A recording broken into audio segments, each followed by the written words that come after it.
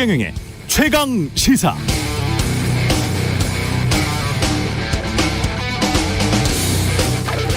네, 미국 달러가 다시 초강세 흐름을 보이고 있는데요. 먼저 왜 이런가? 원래 경제가 불안할 때 미국 달러를 제일 많이 찾기 때문이고, 다 고물가인 상황에서 다른 경기 지표가 그나마 좋은 곳이 미국. 유럽도 중국도 미국보다 안 좋습니다. 그래서 미국은 계속 금리를 올릴 체력이 되지만 유럽, 중국은 그 속도를 따라잡기 힘든 상황. 이건 우리도 마찬가지죠. 어떻게 마찬가지냐? 또 다르면 뭐가 다른 것인가? 이건 잠시 뒤에 뉴스 언박싱 시간에 좀 더 자세히 풀어드리도록 하겠습니다. 네, 안녕하십니까. 8월 24일 세상에 이익이 되는 방송 최경영의 최강시사 출발합니다. 저는 KBS 최경영 기자입니다. 최경영의 최강시사 유튜브에 검색하시면 실시간 방송 보실 수 있고요. 문자 참여는 짧은 문자 50원, 긴 문자 100원이 드는 샵 9730 또는 유튜브 무료 콩 어플 많은 이용 부탁드립니다. 오늘 최강시사 김용민 더불어민주당 의원 그리고 권은희 국민의힘 의원 각각 만나봅니다.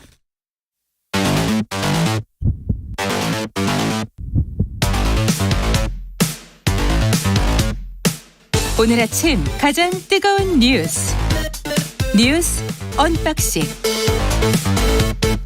네, 뉴스 언박싱 시작합니다. 민동기 기자, 김민아 시사평론가 나와 있습니다. 안녕하십니까? 안녕하세요. 예, 오프닝 이야기를 짧게 덧붙여서 말씀드려야 될 것 같은데, 우리 같은 경우는 뭐 다 아시다시피 똑같이 유럽이나 중국과 비슷한 상황에 처해 있습니다만은, 그래서 뭐 수입 물가가 비싸지면 인플레이션 되고, 인플레이션 되면 금리를 조금씩 올릴 수밖에 없고, 그러면 특히 우리가 다른 점이 이제 가계빚, 자영업 굉장히 많은 것, 한계 중소기업 도산 걱정되는 그런 상황이죠.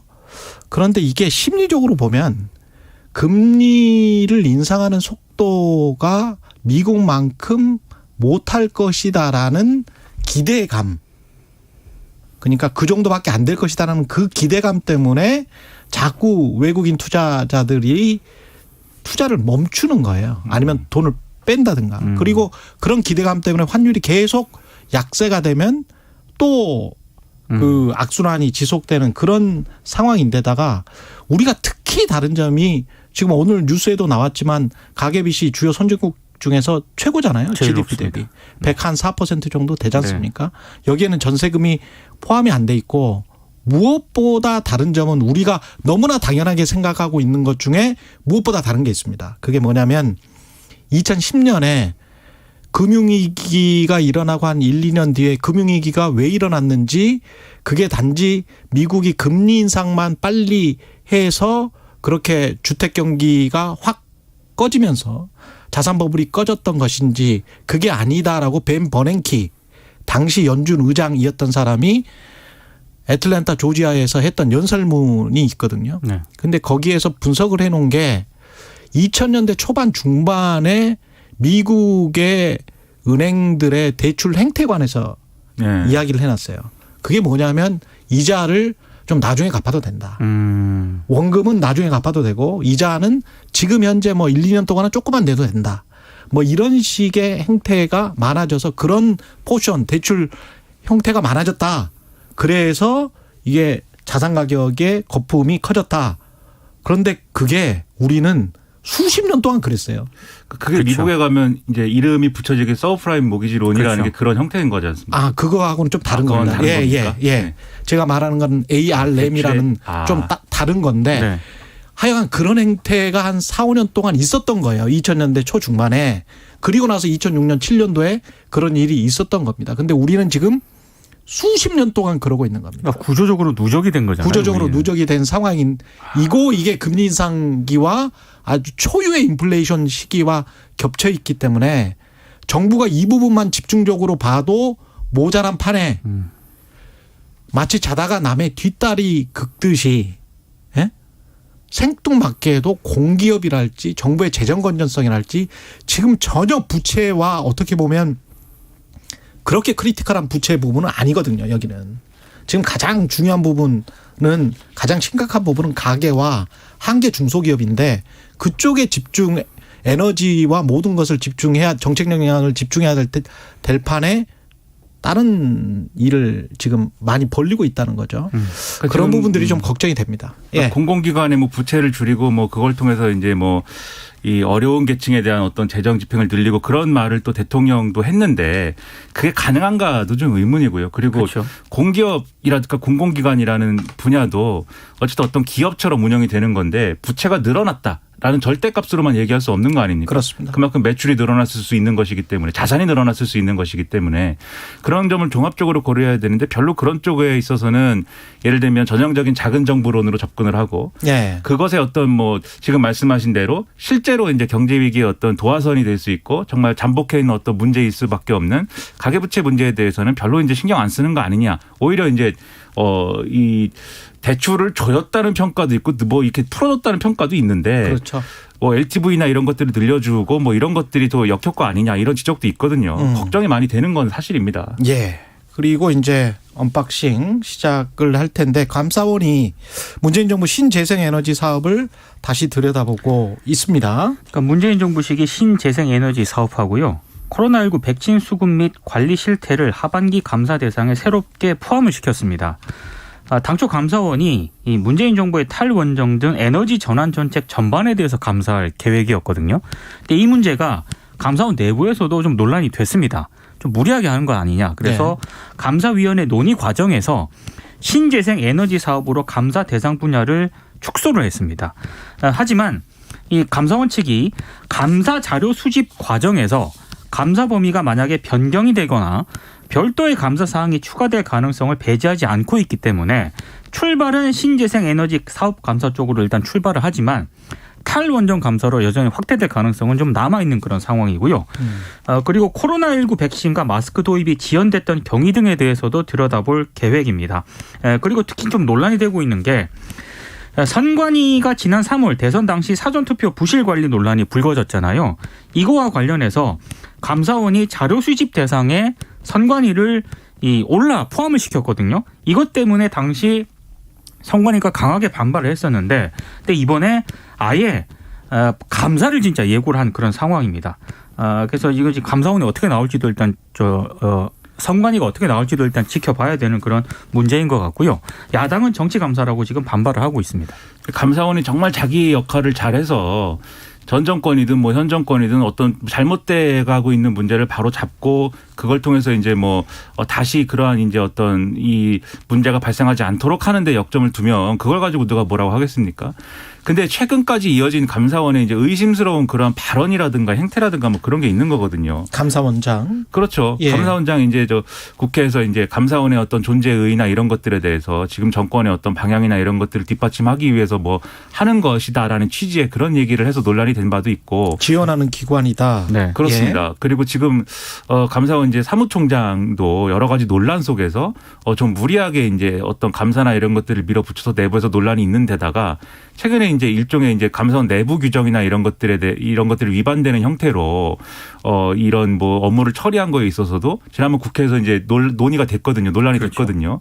그런 일이 있다고 하는 데다가 더 멀리 가면은 사실 이전 정권에서 감사원장이 지금의 국민의힘으로 이제 바로 정치로 직행해 버리는 이런 전례들이 있기 때문에 감사원이 전방위적인 감사를 통해서 정말 하고 싶은 게 뭐냐에 대해서는 지금 여러 가지로 의문이 제기될 수 있는 상황이에요. 그런데 이제 정치적으로 이제 이런 것들을 근거 없이 무책임하게 뭐 이렇게 정치적인 감사야라고 하기보다는 실제 진행되는 내용을 보고 이 디테일한 문제를 지적하는 것이 맞겠지만 또 반대로 얘기해서 감사원도 그런 시선이 있다는 거를 스스로 알고 스스로 어느 정도 감안하고 지금 얘기를 할 필요가 있겠다. 그러지 않으면 이게 논의가 어디로 튈지 알 수가 없는 상황이 돼버릴 것이다. 이런 생각이 듭니다. 그리고 이제 하반기 감사 운영 계획을 발표를 하면서요. 감사원이 불필요한 규제가 만약에 계속 존치가 되면 공직자의 소극 행정 이런 걸로 이제 판단을 해서 무관용 원칙으로 엄정 처리하겠다. 이렇게도 입장을 내놓았는데 예.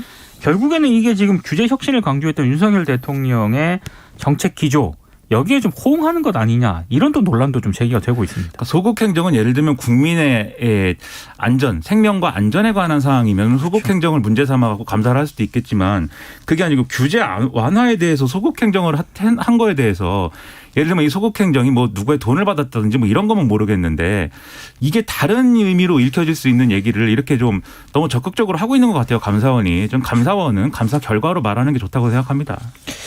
이게 소국 행정이라는 게 참 이게 마치 그러면 대통령의 뜻을 받들어서 적극적으로 행정하라는 그런 뉘앙스로 비치는데 감사원장이 그 발언을 한 이후로 그 맥락에서 해석이 충분히 될 여지가 있는 거죠. 그러면 독립적이고 중립적인 기관이라고 나중에 그랬잖아요. 그렇죠. 예. 지원하는 기관이 아니고 독립적이고 중립적인 기관이라고 했는데 소국 행정을 하지 말라는 건 적극적으로 뭘 하라는 이야기인지 모르겠네요.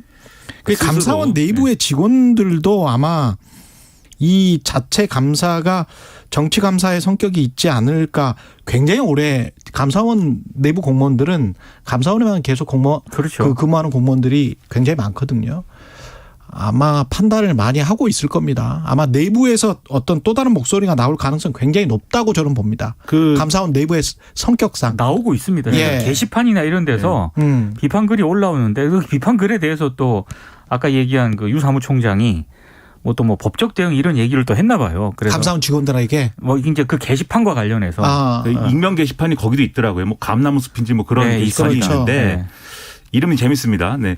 근데 이제 그 게시판에 그런 비판 글이나 이런 게 많이 올라오니까 지금 말씀한 유병원 사무총장이 명예훼손이나 이런 것에 대해서 적극적으로 이제 대응할 수 있다 이런 얘기를 했다는 건데 다만 이제 이 메시지가 자신에 대한 얘기는 아니다 이렇게 얘기를 하고 있어요. 그렇죠. 추후 해명에서 예. 나를 비난하면 내가 대응하겠다라는 게 아니라 혹시 익명 게시판에서 무책임한 그런 누구를 향한 것이든 그러한 비난이 나오면 내가 대응하겠다 이렇게 얘기한 거다라고 해명을 했지만 그게 뭐 그냥 그런 뜻이다. 그냥 뭐 좋은 얘기다. 이렇게 읽히겠습니까 그게. 예. 그래서 논란은 내외에서 커지고 있습니다. 그래서 스스로 증명해야 돼요 감사원이. 이게 굉장히 중립적이고 독립적으로 진행되는 감사라는 거를. 그 공무원들 특히 감사원에 있는 공무원들은 좀 깐깐한 편이기 때문에 그게 어떻게 보면은 본인들의 독립성, 중립성을 많이 지켜온 그런 어떤 성격이 있었던 건데 그런 게 발휘가 되리라고 저는 믿습니다. 예, 이제까지 감사원을 지켜왔던 내부 공무원들이 그렇게 만만한 그런 사람들은 아니라고 저는 보고요. 특히 이제 질병관리청이나 이런 것들 관련해서 무슨 그 감사를 하고 그러면 네. 다른 부처의 공무원들보다도 질병관리청의 공무원들이 뭘 잘못을 해서 감사를 받는 것 같은 느낌이잖아요. 그렇죠. 그럼 코로나19 대응과 관련해서 그 어떤 문재인 전 대통령이나 전 정부를 겨냥하고 싶은 건데 지금까지 2년 동안 정말 고생해왔던 질병관리청 공무원들 서류 내놔라 뭐 내놔라 하면서 이게 과연 모르겠습니다. 이걸 어떻게 공무원 사회에서 이해하고 있을지 이건 아닌 것 같은데. 그러니까 전 정권을 네. 겨냥했다라고 보지 않도록 예. 신경을 써야 되는 거죠. 그러니까 감사를 하지 마라 이런 게 아니라 하더라도 그쵸. 정말 문제가 되고 문제를 삼을 수밖에 없는 부분에 대해서 정밀 타겟팅을 해갖고 해야 되는 것이지. 그 다른 부처 공무원들 반발도 만만치 않을 그러니까요. 거예요. 이게 몰아가기식으로 해서는 안 된다. 이 점을 예. 명심을 해야 됩니다. 법카 의혹을 받고 있는 김혜경 씨는 어저께 5시간 정도 조사를 받았습니다. 피의자 신분으로 경찰에 출석을 했고요. 예. 5시간 정도 조사받은 뒤 귀가를 했습니다. 경찰은 김혜경 씨를 상대로 전 경기도청 총무과 별정직 5급 배모 씨 등을 통해 개인 음식값을 경기도 법인카드로 결제를 했는지 그리고 타임용으로 불법 처방전을 발급받았는지 이런 전반에 대해서 사실관계를 파악한 것으로 일단 알려지고 있습니다. 이재명 의원이 어제 저녁에 페이스북에 글을 올렸는데요. 자신의 부하 직원을 제대로 관리 못하고 자신의 아내가 공무원에게 사적 도움을 받은 점은 국민께 다시 한번 깊이 사죄드린다. 이렇게 입장을 발표를 하면서도 하지만 법인카드를 쓰거나 부당 사용을 알면서 용인을 한 것도 아닌데 평생 한번 있을까 말까한 고통을 겪는 아내에게 남편으로서 한없이 미안할 뿐이다. 이렇게 얘기를 했습니다. 근데 이 사건 같은 경우에는 공직선거법 위반 사건과 이게 얽혀 있거든요. 예. 그래서 공소시효가 다음 달 9일까지입니다. 그래서 그 전에 기소 여부를 결정을 해야 되는데요. 아무래도 뭐 법인카드를 결제하거나 이랬을 때 김혜경 씨가 지시를 했느냐 혹은 묵인을 했느냐 아마 이게 핵심 쟁점이 될 것으로 보이고요. 액수가 얼마나 된다는 거예요? 법인카드를 잘못 쓴 액수가? 이게 8만 원, 뭐 그러니까 7만 얼마라는 그런 얘기입니다. 이재명 의원 측은 뭐 7만 8천 원 사건이라고 이름을 붙여가지고 그 식사 자리에서 있었던 이제 그것만 지금 그 사안에 대해 얘기를 하고 있는데 경찰은 지금 이재명 의원의 표현을 보면은 180만 원이 적은 돈이 아니고 불법 유형에 가담했다면 큰 잘못이다 뭐 이렇게 쓰고 있는데 예. 그러면 180만 원인가 이렇게 의문을 가질 수도 있지만 지금 고발 내용이나 이런 것들은 뭐 이 몇천만 원대일 거거든요 아마. 그렇겠죠. 지난번에 129건인가 뭐 이렇게 이야기하지 않았어요? 맞습니다. 영수증? 예. 그렇습니다. 예. 그러니까는 그런 차이들이 지금 있는데 실제로 경찰이 혐의로 두고 있는 게 액수가 얼마냐. 정확한 요거는 규모, 액수, 그다음에 방법 이런 것들이 아직 안 나왔군요. 그렇죠. 그게 그 안 수사 나왔죠. 결과가 나와야 확인을 할 수 있게 되겠죠. 아마 그 여러 가지 내역 중에 문제가 되는 거를 선별을 해야 될 것이기 때문에 예. 그 액수는 달라질 수가 있겠습니다. 그렇죠. 근데 저는 이제 이재명 의원이 이 사안에 대해서 포괄적으로 국민에게 사과를 하고 이런 것들은 좀 좋다고 생각해요. 이런 입장 표명은 계속 있어야죠. 법인카드 사용과 관련해서 어쨌든 논란이 불거졌으면 그거를 뭐 있을 수도 있는 일이야. 사람들이 그렇게 보지 않거든요. 근데 다만 이 사과 내용이 보면은 사과의 방점이 찍혔다기보다는 어쨌든 이 어떤 법적인 방어 이런 논리들을 다 이제 깔고선 얘기하는 것들이 또 분명해 보입니다. 또 예. 지금 여기 분명히 이렇게 지금 말씀하신 대로 이제 규정을 하고 있어요. 이 법인카드를 직접 쓴 것도 아니고 부당하게 사용하고 있는 거를 알았던 것도 아니고 그것을 알면서 용인한 것도 아니고 이렇게 표현을 하고 있는데 그러면 결론적으로 이 소위 말하는 이 공무원 당시 5급 공무원인 배모 씨하고 그 밑에 있는 사람들이 이 이재명 의원이나 김혜경 씨 모르게 알아서 모든 일정을 챙겨가지고 다니면서 해버렸다는 얘기가 되지 않습니까? 그렇죠. 근데 그런 것들이 이제 상식적으로는 좀 납득하기 어려운 부분들이 있는데 그래서 좀 더 그런 이 상식적인 의문에 대해서 경찰 수사를 통해서든 이재명 의원의 입장 표명을 통해서든 정말 몰랐느냐. 그렇죠. 더 설명이 되고 해명이 돼야 될 것 같아요. 왜냐하면 그러네요. 예. 정말 몰랐을 어떤 상황이 있는 건지 그런 방식의 업무 추진이 어떻게 됐던 것이고 김혜경 씨는 그것에 대해서 어떻게 생각한 것인지 이런 것들이 좀 더 명확하게 해명돼야 될 것 같은데 여러모로 좀 의문입니다. 예. 아직은 확정적으로 말은 못하겠습니다. 그런 부분들도 분명히 해명돼야 될 것 같은데 네. 예, 이준석 전 대표의 자필 탄원서가 언론에 공개가 됐는데 누가 공개했는지도 모르겠고 지금 상황을 근데 내용은 윤석열 대통령을 신군부에 비유했습니다. A4 용지 4장 분량의 자필 탄원서고요. 예. 이 탄원서가 굉장히 핵폭탄급이었습니다. 김기현 의원, 주호영 비대위원장을 거론을 하면서 복지부동을 신조로 삼아온 인물이 가처분 신청을 두고 법원의 권위에 도전하는 수준의 자신감을 보이는 건 어떤 절대자가 그들에게 면책 특권을 부여하는 것이다라고 주장을 했는데요. 일단 윤 대통령을 이들 배후의 절대자라고 일단 규정을 했고 그리고 지금의 상황이 사법부에 의해 바로 잡아지지 않는다면 이 사태를 주도한 절대자는 신군부처럼 비상 상황에 대한 선포권을 더욱 적극 행사할 가능성이 있다 이렇게 얘기를 했습니다. 그러니까 윤 대통령을 또 신군부에도 빗댔고요. 또 그러면서 6.1 지방선거 이후에 절대자, 그러니까 이제 윤 대통령을 얘기하는 거죠. 이 절대자와 가까운 사람으로부터 당대표직에서 12월까지 물러나면 윤리위 징계 절차와 경찰 수사 절차를 잘 정리하고 대통령 특사도 다녀올 수 있도록 중지하겠다는 제안을 받았는데 본인이 거절을 했다. 이런 주장을 했습니다. 일단 대통령실은 탄원서와 관련해서 대응을 하지 않았고요.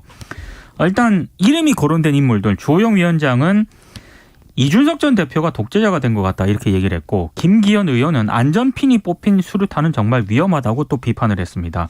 그런데 좀 논란이 좀 제기될 수밖에 없는 대목은 서울 남부지법이 가처분 사건이 있지 않습니까? 예. 다음 주 이후에 결정이 날 예정이다라고 또 입장을 내놓았거든요. 그러니까 빨라야 다음 주 월요일 29일에 결정이 내려지는 것이고 그 이후에까지 또 가처분 결정이 미뤄질 수도 있기 가처분 때문에 결정. 네. 이 문제가 계속 논란이 좀 제기될 것 아니 같습니다. 근데 이준석 당대표에 대한 그 경찰 수사는 8월 중순쯤에 나온다 그러지 않았었습니까? 지금 8월 중순 넘었는데. 그러게 말입니다. 경찰도 판사도 바쁜가 봅니다. 근데 이제 이 문건에 여러 가지 정치적 해석이 덧붙여질 수밖에 없는 게 지금 이준석 대표가 주장하는 거에 따르면 이 문건에 이제 열람용이라는 그게 이 워터마크가 박혀 있다는 그렇죠. 거거든요. 근데 이 열람용이라는 거는 무슨 얘기냐면은 뭐 법원 사이트나 이런 걸 통해서 이 문서가 법원에 제출된 문서를 볼 수 있는 사람이 그 시스템을 통해서 사실상 출력을 해서 그것을 이제 언론에 제공했다라는 얘기인 건데. 그렇죠. 그 법원 사이트에서 이 재판에 제출된 문건을 볼 수 있는 것은 당사자들이잖아요. 그렇죠. 그러니까 국민의힘의 법률 대리인이거나 이준석 대표 측이거나 둘 중 하나인 건데. 이준석 대표는 지금 다 짜고 자기들이 뭔가 폭로하고 이게 다 셀프다. 뭐 어떤 자작극이다 뭐 네. 이런 그렇죠. 이렇게 이야기하는 거잖아요. 그러니까 이준석 대표 측은 자기들은 언론에 제공한 바가 없는데 이 열람용이라는 워터마크 찍혀서 나온 거는 결국 국민의힘 법률 대리인 측에서 제공한 거 아니냐. 주호영 비대위 측에서. 예. 그러면 그 의도는 뭐냐. 그러니까 여기 적힌 얘기들이 윤석열 대통령을 막 신군부에 비유하고 이런 것들이 국민의힘 지지층이 볼 때는 정말 이준석 전 대표는 나쁜 사람이다 이런 인식을 심어주는 그런 망신주기 비슷한 게 되는 거잖아요. 그렇죠. 그러니까 그런 의도를 갖고 지금 접근하는 거 아니냐 이렇게 나오고 있는 거거든요. 이게 이준석 전 대표에 대한 추가 징계라든가 이런 문제하고 다 엮여가지고 이제 얘기가 이상한 대로 튈 수가 있는 상황이 돼버린 건데. 그렇죠. 근데 다만 이 사안을 보면서 이준석 전 대표의 이런 표현들에 대해서는 판단 기준을 정확하게 얘기를 해야 될 것 같아요. 이준석 전 대표가 이 문건을 대외적으로 공개하거나 그걸 통해서 윤석열 대통령을 비난하거나 이런 목적으로 쓴 게 아니라 자신의 법적인 방어권을 행사하기 위해서 재판부에 제출할 목적으로 탄원서를 쓴 거잖아요. 나는 이러이러한 사정이 있었다. 그렇죠. 그러니까 이 가처분 신청 인용해 줘야 된다. 이 논리를 하기 위해서 제출한 문건인데 이게 국민의힘 측에서 나온 문건이라고 하면 그런 성격의 문건을 이런 식으로 언론에 막 제공해가지고 이런 것들이 논란이 되게 만드는 것이 여러모로 의문이다라는 것은 이준석 전 대표 말이 제가 볼 때는 맞는 얘기예요. 그러면. 그러니까 이게 상당히 배경이 뭔지 해석이 분분할 수밖에 없는 그런 사안이 됐습니다. 제가 보기에 가장 눈에 띄는 내용은 경찰 수사를 어떻게 무마를 하고 12월에 당대표를 사퇴를 하면 그 다음에 어떻게 해주겠다, 어떻게 해주겠다는 거였죠. 그러니까 물러나게 되면 예. 윤리위 징계 절차라든가 예. 경찰 수사 절차를 잘 정리하고 잘 정리한다는 얘기가 언론들의 해석은 무마시켜주겠다 이렇게 해석을 하고 있고요. 그런 다음에 대통령 특사도 다녀올 수 있도록 중지하겠다. 대통령 특사 자리를 제안을 하고. 네. 근데 경찰 수사를 무마하겠다는 식의 저 뉘앙스가 만약에 담겼다면 이거 월권 아닙니까? 그거야말로 심각한 사안인데. 그렇죠. 그러면 누가 수사를 무마해 줄 수 있는 거냐. 그렇죠. 네. 이런 게 의문이지 않습니까? 관련해서 JTBC가 어제 단독 보도한 거. 네. 윤핵관과 경찰의 고위 간부가 만났다. 네. 그 즈음에. 그렇습니다. 그게 이제 JTBC 보도는 이른바 윤핵관으로 불리는 이제 국회의원 중에 한 명이 네. 경찰 고위 간부하고 만나가지고 이 이준석 전 대표에 대한 이 수사 사안을 논의를 했다 이런 얘기인 것이고. 그렇죠. 그 이전에 이른바 이제 노컷뉴스가 보도한 사안도 있어요. 그 이준석 전 대표가 링크를 해가지고 소개한 그 기사 내용은 뭐냐면, 그러니까 이 경찰 출신의 윤핵관으로 분류되는 국회의원이 이 경찰 수사가 잘 이루어지지 않는 거에 대해서 뒤에서 계속해서 경찰 수사를 해라. 기소하는 방향으로 해라라고 나름의 압력을 행사하고 있기 때문에 지금 공소시효나 이런 것들 때문에 경찰 수사가 진도가 잘 안 나가고 있는 건데 예. 그럼에도 이 수사를 계속 붙들고 있는 이유가 그런 정치적 맥락에 있다라고 보도한 내용도 그렇죠. 있거든요. 그러니까 이 부분에 대해서 계속해서 경찰 출신의 윤핵관 국회의원 이렇게 얘기가 나오고 있는 공통 분모가 형성이 되는 거죠. 예. 이분을 인터뷰를 해야 됩니다. 최경영의 최강시사가. 추진해 보도록 하겠습니다. 예. 야당은 지금 특검한다는 것이고 특검과 관련된 이야기도 좀 해야 되는데 뒤에 또 김용민 의원 나오고 그러니까요. 그때 또 물어보도록 하겠습니다. 여기까지 하겠습니다. 뉴스 언박싱 민동기 기자 김민아 평론가였습니다. 고맙습니다. 고맙습니다. KBS 1라디오 최경련의 최강시사 듣고 계신 지금 시각 7시 43분입니다. 최강시사 출근길 날씨 정보입니다. 현재 남부지방에는 비가 좀 내리고 있습니다. 오전까지 남부지방에 가끔 비가 오겠고요. 충청 내륙과 제주도 빗방울이 약간 떨어지겠습니다. 또 경남권 해안은 오후까지 이어지면서 예상 강수량 경남권 해안 5에서 20, 그 밖에 남부지방 5mm 내외입니다. 오늘 하늘이 좀 흐리겠고요. 아침 최저 기온이 그렇게 높지가 않아서 대부분 좀 선선하게 출발을 했습니다. 열대야도 이제 많이 멀어진 상황이지만 제주 쪽으로는 또 25도 넘는 기온이 밤새 이어졌고요. 당분간 제주도는 열대야가 좀 더 이어지고 낮더위도 약간 있겠습니다. 오늘 서귀포가 31도까지 오르고요. 광주 29도로 좀 더운 지역인데요. 많은 지역이 그 밖의 지역으로는 더위가 좀 누그러지면서 서울이 오늘 예상 낮 기온 27도, 어제보다 3도 떨어지겠고요. 세종, 강릉 26, 대구는 오늘 낮 최고 기온이 24도에 머물겠습니다. 현재 서울 기온은 23.3도입니다. 최강시사 출근길 날씨 정보 최영우였습니다. 계속해서 이 시각 교통 상황입니다. KBS 교통정보센터의 김한나 씨가 정리합니다. 네, 지금 비가 내리고 있는 남부지방에서는 사고 소식까지 있는데요. 가시거리가 짧아지고 길이 미끄러운 곳이 많아서 교통 안전에 각별히 유의하셔야겠습니다. 먼저 통영 대전고속도로 통영 방면 산정 3터널 부근 1차로에서 승용차 단독 사고를 처리하고 있고요.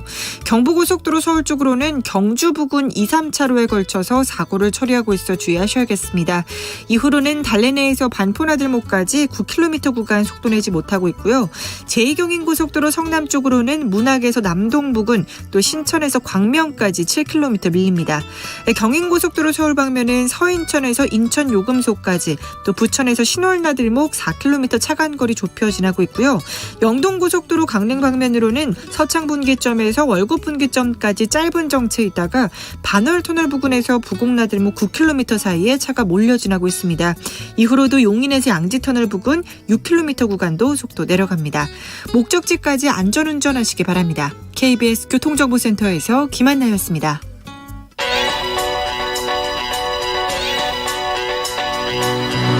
최강 시사 박대기의 눈.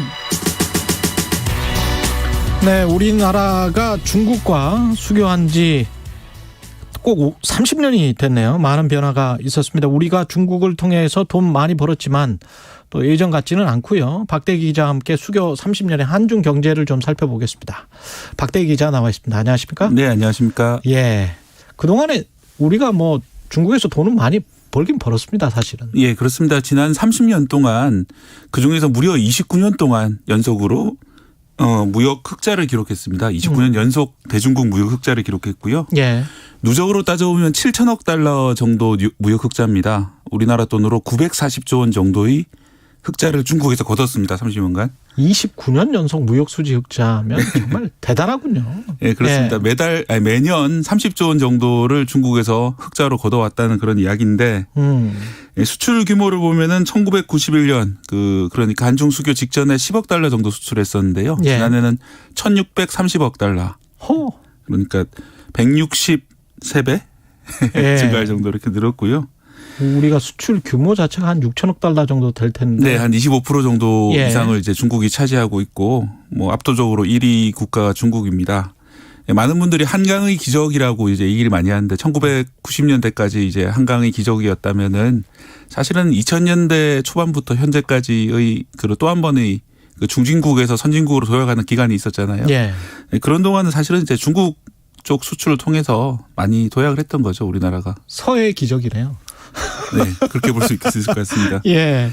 사실은 원래 그 타이완, 현재의 타이완, 원래 중화민국하고 우리나라는 인연이 깊죠. 그렇죠. 우리나라 상해 임시정부 시절부터 그 중화민국이 많이 지원을 해줬잖아요. 장제스. 네. 예. 그런데 이제 1992년에 그 중화민국과 단교를 하고 중국과 손을 잡는 과정에서는 남북한 대치하고 있는 현실이라든지 여러 가지 정치적 고려도 있었지만은 결국은 이제 경제적인 하나의 선택이었고 물론 외국도 마찬가지 선택을 했습니다만 훨씬 이전에 했죠, 우리보다. 네, 예. 미국은 이제 70년대부터 했었는데 결국은 그런 기회를 잘 살려가지고 경제적으로는 커다란 이익을 본 건 사실인 것 같습니다. 예. 지금은 어떻습니까? 최근에 좀 분위기가 많이 달라졌다 얘기가 나오고 있는데요. 단적인 예가 올해 5월부터 시작되고 있는 대중국 무역 적자입니다. 4월까지만 해도 무역 흑자가 계속 이어지고 있었는데 5월 달에 11억 달러 적자가 나고 6월 달에는 12억 달러 적자, 그다음에 7월, 이달 8월 20일까지도 계속 적자가 나고 있는 상황이거든요. 이게 수교하고 30년 만에 처음 있는 일입니다. 넉 달 연속 적자가요. 예. 이제 단기적으로는 상해에서 최근에 그 코로나 때문에 상해 봉쇄를 했잖아요. 그런 것처럼 중국 곳곳에서 공장 봉쇄를 하고 또 중국 경제 성장률이 지난해 8.1% 정도였는데 2분기는 0.5% 성장을 할 정도로 중국 경제 봉쇄가 심각하다 보니까 우리나라가 중국이 수출을 못해서 그렇다. 이게 이제 단기적인 이유인데 이유고. 중장기적으로는 양국 간의 좀 무역 관계 이런 것들이 바뀌고 있는 게 아니냐 얘기가 나오는데 어떻게 바뀌고 있는 거예요? 2013년에 사실은 우리나라가 대중국 무역 흑자가 가장 많았습니다. 600억 달러 넘었는데요. 예. 그 이후로 계속 9년째 내리막길을 걸어가고 있는데 우선 한 가지는 이제 애국 소비가 있습니다. 중국 사람들이 애국 소비라는 것을 많이 하고 있는데 우리나라가 뭐 일본산을 거부하는 것처럼 중국도 외국산을 좀 거부를 하고 예. 자국 제품을 사자 이런 것들을 많이 하고 있습니다. 그게 이제 거차오라고 부르거든요. 고차오. 예. 네. 그러니까 중국 나라 국자의 거에다가 조류 라고 할 때 이제 조자를 써가지고 고차오라고 부르는데 특히 젊은 세대가 우리로 치면 국조고 네. 옛날에 국풍 80일이라고 있었는데 저도 그 생각이 딱 나더라고요. 그래서 어떤 사회가 어떤 단계가 예. 되면은 좀 그런 어떤 민족주의적인 그런 그렇죠. 그 정치인들이 많이 일으키는 것 같습니다. 80년대 초반 같은 네. 그런 느낌이군요. 예. 그래서 그런 외국 소비를 통해서 뭐 패션 브랜드라든지 화장품 브랜드 더 이상 외국산보다는 특히 한국산보다는 중국 고유의 그런 디자인이라든지 문양 화려한 색깔 이런 것들을 더 선호하는 그런 경향을 젊은이들 보이고 있거든요. 그게 하나의 원인이 되고 있습니다. 그 실제로 어떤 업계 특히 이제 화장품 업계가 타격이 크다고 하는데 네, LG 생활건강은 뭐 이렇게 대표적인 화장품 국내 업체인데 그렇죠. 중국에서 엄청난 성공을 얻었었는데 또 뭐 주당 100만 원이 넘어가면서 정말 황제주의였거든요. 황제주의였죠. 그런데 지금 상당히 힘들어요. 그 중국 뭐에서 거두는 이익이 뭐 반토막 나는 그런 상황이라서 뚝 떨어져 있는 상황이고. 아모레퍼시픽도 네. 중국에서 잘 나가지 않았습니까? 네, 그런데 좀 힘든 그런 상황이고요. 아모레퍼시픽도 마찬가지고. 네, 다만 이런 상황에서도 코스맥스 같이 이렇게 중국 제품들의 생산을 대행해 주는 그런 우리나라 회사들이 몇 군데가 있거든요. 네. 그런 회사들은 나름대로 선방을 하고 있는데 이런 회사들이 자기 브랜드를 가진 것보다는 다른 회사 제품을 갖다 대행해 주는 것이기 때문에 아무래도 좀 영향력은 떨어지죠. 현대차나 삼성전자 같은 대표적인 네. 대기업들은 어떻습니까? 스마트폰에서 원래 삼성전자가 중국 시장 1위까지 차지했었는데 지금 그랬었죠. 1% 정도밖에 안 되는 점유율이? 예, 아주 미미한 그런 상황이고 베이징 현대차도 비슷한 상황이죠.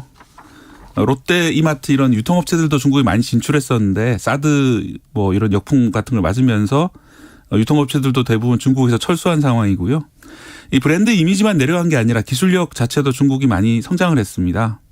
오포나 비보 같은 스마트폰을 중국 사람들이 이제 삼성보다 더 선호를 하고 있는 것이고요.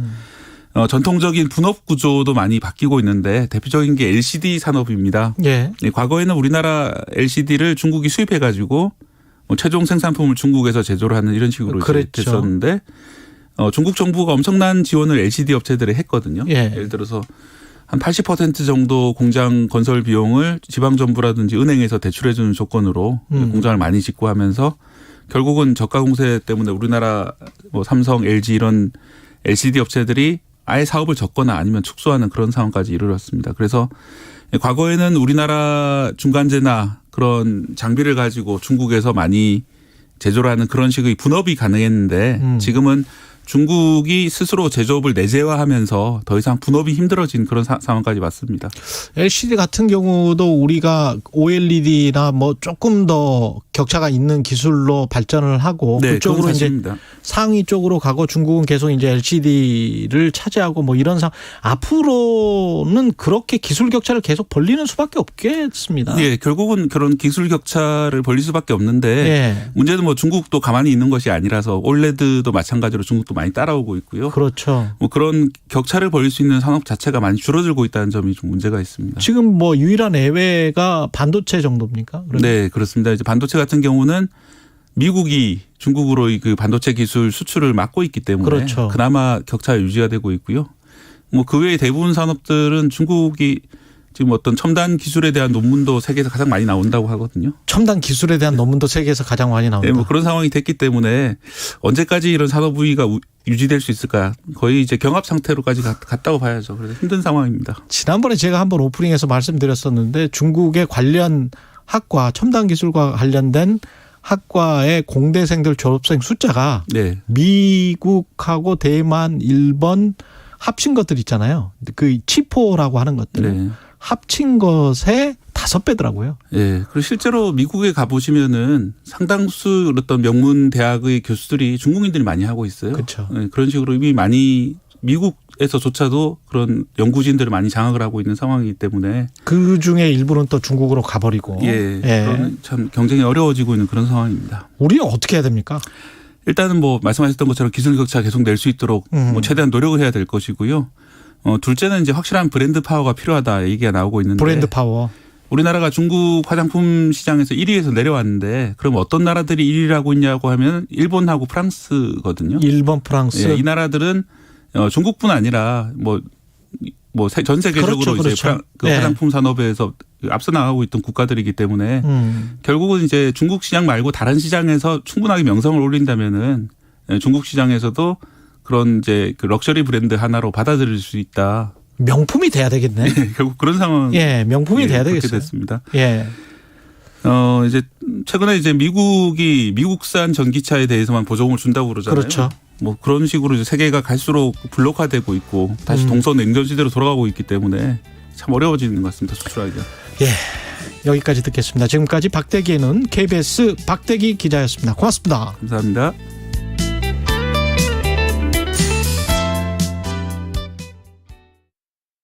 우리 함께 투명 페트병 분리배출 해볼까요? 투명 페트병을 분리해 유색 페트병과 구분해 공동주택뿐만 아니라 단독 주택까지 함께해 내용물을 깨끗하게 비우고 라벨 떼고 압축해 뚜껑 닫고 공동 투명 페트 별도 배출 유색 투명 구분해서 분리배출 투명 페트병 분리배출 함께해요. 이 캠페인은 환경부와 한국환경공단이 함께합니다. 할아버지는 어디서 돌아가셨는지 모르겠지만 덕분에 이 땅에서 자유를 누리면서 살고 있거든요. 너무 감사드리고 평안하셨으면 좋겠어요. 2022 KBS 연중기획 기억을 기록하다. 독립운동을 하신 김태규 할아버지 그리고 박예신 할머니의 증손녀 김수련입니다. 정말 어렸을 때는 그냥 독립운동을 하셨다라고만 듣고 박예신 할머니가 이렇게 그 당시의 일들을 말씀하시는 걸 내켜하지 않으셨대요. 독립운동을 하면 한 명이 해도 3대가 힘들다고 하잖아요. 근데 저희 집은 두 분이 하셨으니까 몸도 힘들지만 마음고생을 근데 그거를 사랑하는 손주들한테 말하기가 조금 그런 거죠. 저희 할머니뿐만이 아니라 그 당시에 이제 옥바라지 하셨던 분들이 다 대단하죠. 그 사식이 없었다면은 아마 독립운동가들이 살아나오지 못했을 거예요. 고생하신 거를 좀 세상에 알리고 싶은데 어떻게 해야 될지 좀 모르겠는 막막함도 있고 할아버지들이 무명으로 활동을 하셨기 때문에 남아있는 자료가 별로 없어요. 안타깝죠 좀. 독립운동가 김태규 박예신의 증손녀 김수련 씨는 기억합니다. 김태규 할아버지가 독립운동을 했을 때는 신혼이었습니다. 시아버지에 이어 남편의 옥바라지는 오롯이 새신부 박예신 할머니의 목. 부부는 나라를 위해 신혼을 바쳤고 우리가 지금 누리는 자유를 위해 감옥에서 자신의 자유를 기꺼이 빼앗겼습니다. 당신과 대한민국의 기억 KBS가 기록합니다.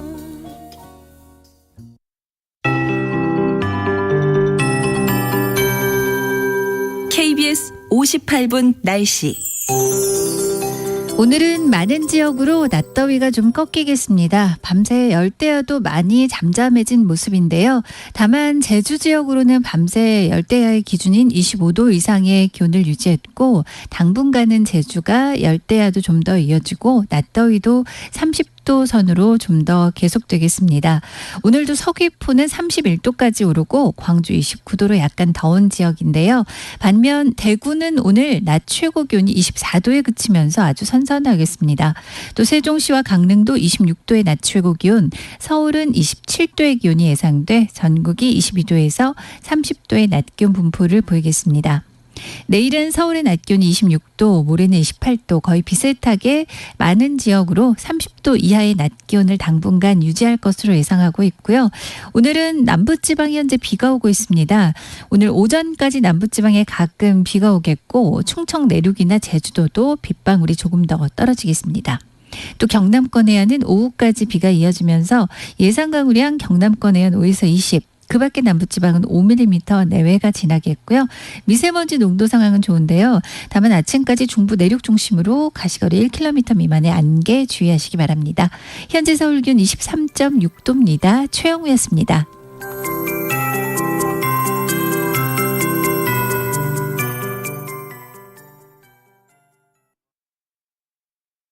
정성을 다하는 국민의 방송 KBS가 8시를 알려드립니다. AM 711kHz, FM 97.3MHz, KBS 1라디오입니다.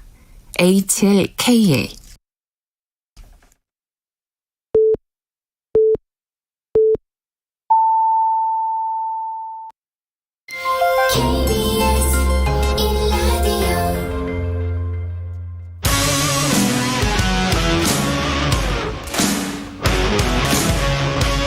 오늘 하루 이슈의 중심 최경영의 최강시사. 네, 더불어민주당 의원 10명과 민영배 무소속 의원이죠. 이른바 김건희 특별법을 공동 발의했습니다. 국민의힘은 정치 공세다 즉각 반발에 나섰고요. 김건희 특검법을 대표 발의한 김용민 더불어민주당 의원 연결해 있습니다. 안녕하세요. 네, 안녕하세요. 김용민입니다. 예, 김건희 특검법 대표 발의하셨는데 어떤 관련 의혹들 좀 정리를 해 주시고 왜 특검을 해야 되는지 이유도 좀 설명을 해 주십시오. 네. 일단 관련 의혹은 총 5가지예요. 예. 그 도이치모터스 주가 조작 사건 그 의혹이 있었고요. 예. 그다음에 학력과 경력 그 위조해서 그 허위 작성해서 취업했던 것, 그리고 그 코바나 컨텐츠의 뇌물성 후원금 수수 의혹이 제기되고 있었는데 이것도 수사 대상에 포함돼야 된다라는 입장이고요. 예. 최근에 불거지고 있는 대통령 공관 인테리어 수의 계약과 어떤 특혜 시비 이 부분과 그다음에 민간인인 대통령 인사비서관의 배우자가 해외 순방 동행해서 국가기밀 유출했다라는 의혹이 제기되고 있는데 이 5가지에 대해서 특검의 수사 범위로 포함시켰습니다. 그 신모 씨 말씀하시는 거죠? 스페인. 네네. 예. 이게 그 특검을 해야 되는 이유는 뭡니까? 기존 검찰에서는 수사를 못하는 상황인가요? 사실 이제 특검이라는 게 제도 자체가 현재 수사기관이 수사를 제대로 하지 않고 있거나 수사기관이 제대로 수사하기 어려운 상황이 발생했을 때를 전제로 특검이 도입되고 있는데 네. 지금이 딱 거기에 맞는 상황입니다. 사실은 지금 2가지가 다 포함된다고 봐야죠. 그동안 검찰과 경찰이 수사를 진행했지만 제대로 소환 조사조차 하지 않고 있고 심지어 검찰은 최근에 인터뷰를 보면은 소환 조사 여부와 그다음에 서면 조사 여부에 대해서도 알려줄 수 없다라는 식의 답변을 하고 있어서 시간만 계속 끌고 있지 수사는 거의 진행되고 있지 않다라는 국민적 우려가 높아지고 있는 상태입니다. 그래서 제대로 수사하지 않고 있다는 것과 그리고 지금 현직 대통령이고 정부 출범한 지 100일 조금 넘은 상태에서 대통령의 배우자에 대한 수사이기 때문에 수사기관이 큰 부담을 가질 것이다. 그래서 제대로 수사하기 어려울 것이다라는 그런 우려가 제기되고 있어서 이런 2가지 사유 때문에 특검이 필요하다라는 입장입니다. 한편 보시면 아시겠지만 지금까지 수사의 흐름이나 내용들이 봐주기 수사를 하는 것 아니냐, 면죄부를 주려는 것 아니냐라는 그런 의구심들이 계속 증폭되고 있어요. 그리고 어제 좀 추가로 제기된 의혹 중에 하나가 이준석 전 당대표의 탄원서에 들어가 있는 내용이긴 했는데 예. 소위 윤핵관이라는 사람들이 경찰 수사에 사실상 개입해서 수사를 마음대로 하고 그걸 통해서 이준석 대표에게 어떤 제안을 하려고 했다 이런 취지의 내용들이 들어 있습니다. 그렇죠. 예. 네, 이런 것들을 보면은 지금 정부에서 수사가 공정하게 제대로 이루어질 것이다라고 믿을 국민은 이제 아무도 없지 않을까 이런 상황이 되었다라고 볼 수 있을 것 같습니다. 첫 번째로 꼽은 도이치모터스 주가 조작 사건 같은 경우는 다른 혐의자들은 다 기소가 돼 있습니까 지금? 맞습니다. 그 주요 혐의자들 5명이 구속 기소가 됐고요. 예. 그 중에 3명 정도는 김건희 여사와 직간접적으로 가는 사이이다라는 것들이 이제 언론 보도를 통해서 확인이 되고 있습니다. 그리고 아시는 것처럼 그 통장과 한 20억 정도의 금원을 제공하는 등 굉장히 적극적으로 소위 말하는 전주라고 부르는 그런 정도의 역할을 한 것 아니냐라는 의혹이 강하게 제기되고 있기 때문에 그거는 이제 검찰의 범죄일람표에 나왔었던 내용이었죠. 네, 맞습니다. 네. 예. 그래서 그런 의혹들을 단순히 그냥 조사도 없이 무혐의로 끝내는 것은 국민 정서에도 맞지 않고 모든 사람들이 법 앞에 평등하다라는 이런 기본적인 상식에도 맞지 않는다라고 생각하고 있습니다. 지금 이게 상황에 따라서는 당론화될 가능성도 배제할 수 없다. 진성준 의원은 그렇게 이야기를 했는데 어떻게 보세요? 네, 저도 그럴 필요성이 있다라고 생각합니다. 그래서 뭐 당내 의원들을 좀 더 설득해서 당론화 추진도 적극적으로 고려할 생각입니다. 한편 지금 저희 이제 공동 발의하신 분들 중에서 현재 당 지도부에 출마해서 최고위원으로 당선될 가능성이 있는 분들도 계신 것으로 알고 있는데, 예, 그분들이 만약에 최고위원이 당선되면 당 지도부에서도 여기에 대한 논의를 조금 더 이어가실 수 있지 않을까라는 기대도 하고 있습니다. 그 국민의힘 반응은 뭐 정치 공세라고 하고 전해철 의원 같은 경우도 조금 조심스러운 입장이다. 공론화를 거쳐야 되겠다. 뭐 당 내에서 약간 좀 다른 목소리가 있습니까, 혹시? 네, 일단 국민의힘 반응은 뭐 정치 공세라는 취지의 반응은 그거 자체가 오히려 진실을 왜곡하려고 하는 정치 공세에 불과하다고 저는 생각합니다. 네. 지금 저희가 특검을 하자는 것은 모든 국민이 법 앞에 평등하다라는 정말 기본적인 상식을 지키기 위한 것인데 왜 대통령의 배우자 그리고 대통령의 배우자이기 이전에는 검찰총장의 배우자였던 사람에게 대해서는 수사권이 미치지 않느냐에 대한 너무나 당연한 상식적인 의문을 제기하는 것입니다.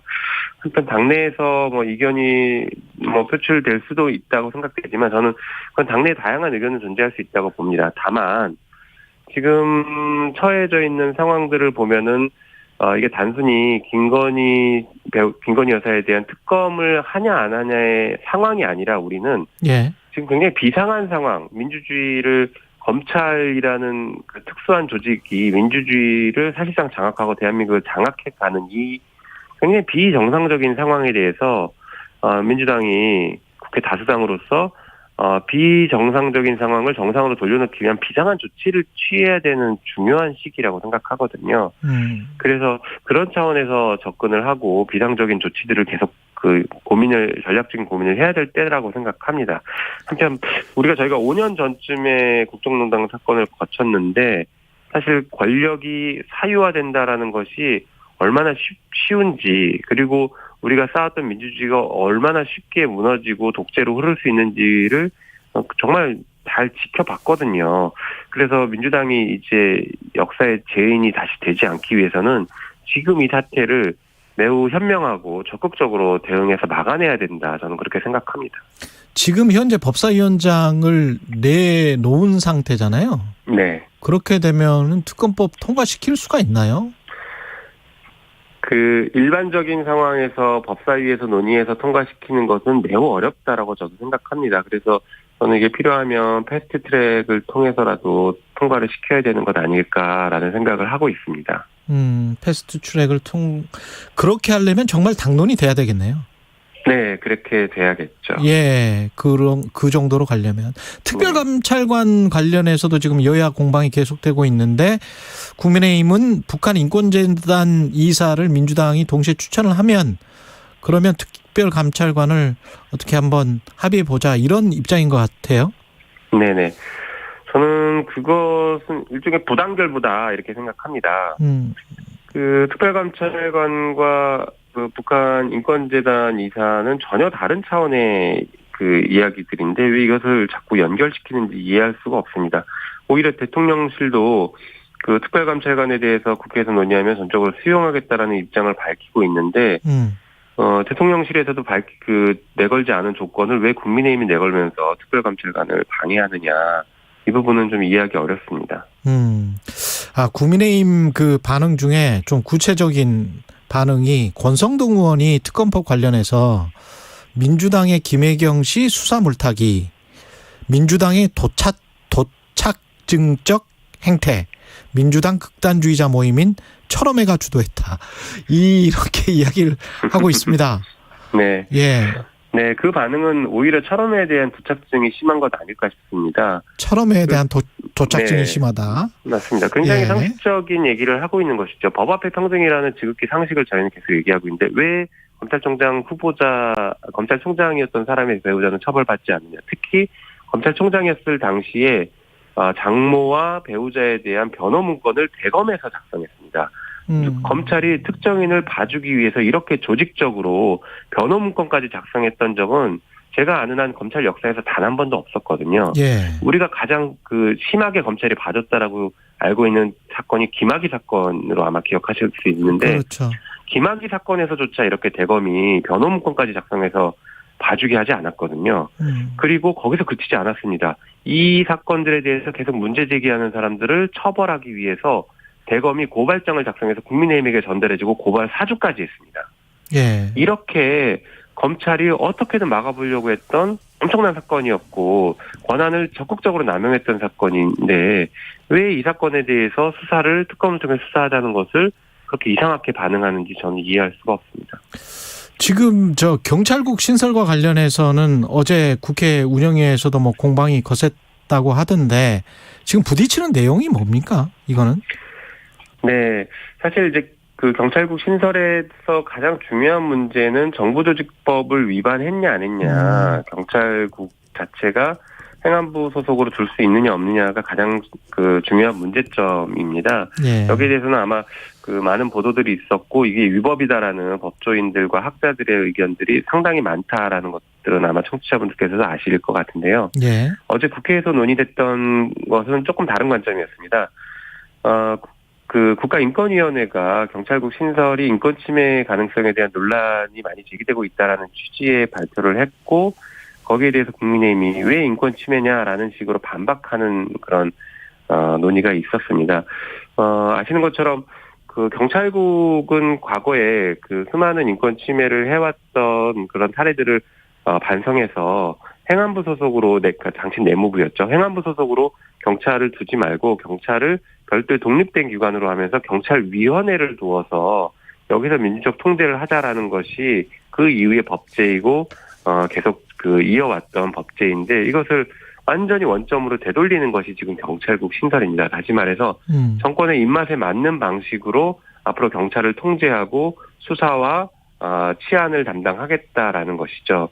안 그래도 지금 모든 국가 권력이 검찰에게, 검사 출신들에게 집중되고 있는데 이것 역시 대통령과 대통령실을 중심으로 한 사람들에게 다 집중시켜서 지금은 대통령이 검찰총장의 역할을 그 전국 단위로 다 하겠다라는 것을 노골화시키는 그런 과정들이라고 보여지거든요. 그래서 이것은 권한이 한 곳에 집중되는 것은 필연적으로 인권을 침해한다라는 관점에서 인권 침해 요소가 매우 높은 제도다 이렇게 생각합니다. 시간이 한 3분 정도 남았는데 네. 이재명 의원 부인 김혜경 씨 어제 그 경찰에 출석을 했잖아요. 네. 관련해서 뭐 정확하게 경찰의 수사 결과가 지금 나와 있습니까? 규모랄지 뭘 어떻게 지금 민주당에서는 파악을 하고 있는 거예요? 글쎄 아직 구체적으로 나온 것은 저희도 없는 것으로는 알고 있고 경찰이 현재 수사 중인데 다만 언론 보도나 여러 가지 정황상 혐의들을 보면은 법인카드를 유용했다라고 했고 어제 7만 8천 원 정도를 결제했냐 안 했냐의 쟁점들이 있는 것입니다. 예. 근데 아시는 것처럼 그 7만 8천 원 결제 부분은 김혜경가 전혀 알지 못했다라는 것이 녹취록 등으로 이미 확인이 됐거든요. 그리고 경찰이 한 120여 곳을 압수수색했는데 아무런 증거를 확보하지 못하고 소위 말하는 스모킹건이라는 것을 전혀 확보하지 못한 상태입니다. 그래서 180만 원은 무슨 말이에요? 180만 원. 네, 180만 원은 그동안 사용해서 의심이 되는 그 금액이 유용했을 것으로 의심이 되는 금액이 그런 정도라는 취지인 것인데 예. 그것 역시 이제 배모 사무관이라는 사람이 결제한 것으로는 지금 알려지고 있는데 그것을 김혜경 여사가 알고 사적으로 써라라고 지시했거나 알고 있었느냐가 쟁점인 것이죠. 그런데 거기에 대한 증거는 전혀 없고 알지 못했다라는 정황 증거들만 지금 오히려 자꾸 나오고 있는 상황이다라고 할 것입니다. 근데 말씀하신 것처럼 이 7만 8천 원이냐 아니면 180만 원이냐 이런 정도에 대해서 경찰력이 총동원돼서 120여 곳을 압수수색하는 것에 비해서 김건희 여사에 대한 사건은 본인이 잘못을 인정한 기자회견까지 했는데도 불구하고 제대로 소환조사조차 이루어지지 않고 있습니다. 이게 어떻게 법 앞에 모든 사람이 평등하다라는 상식인지 이해할 수가 없는 것이죠. 민주당 갑자기 떠오르는 이슈 중에 하나가 또 전당대회 의결에서 권리당원 전원투표로 당의 최고 의사결정 방식을 바꾸겠다. 이게 있는데 이게 지금 당원의 몇 %가 발의해서 몇 %가 찬성을 하면 뭐 당의 최고 의사 결정이 되는 건지 어떤 안건들인 건지 이런 게 다 나와 있습니까? 네, 기본적인 안들은 좀 나와 있고요. 예. 이제 전당원 투표를 통해서 최종 의사결정을 하자라는 취지입니다. 그런데 이제 전당원 투표에 부의할 때는 권리당원 100분의 10이 요청할 경우에 전당원 투표에 부의할 수 있는 것은 현행에도 있는 제도이거든요. 예. 예. 그래서 그것을 조금 더 구체화시키고 있고 그것을 넘어서서 지금은 전당대회가 대의원대회가 최고 의사결정 기구인데 그것을 권리당원들의 투표가 최고 의사결정 기구로 하자라는 것입니다.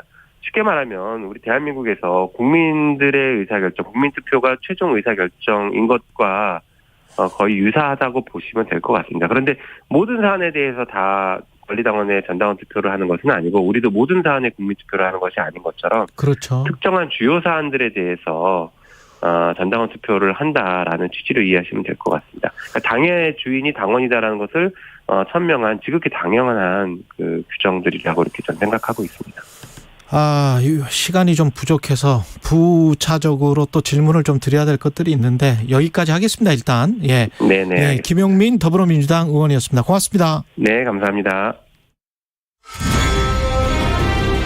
공정, 공익, 그리고 균형. 한 발짝 더 들어간다. 세상에 이익이 되는 방송. 최경영의 최강시사.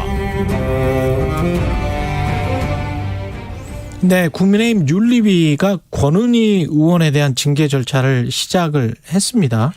경찰국 신설의 반대 의사를 밝혔다. 이게 이유인 것 같은데 국민의힘 권은희 의원 연결돼 있습니다. 안녕하세요. 네, 안녕하십니까.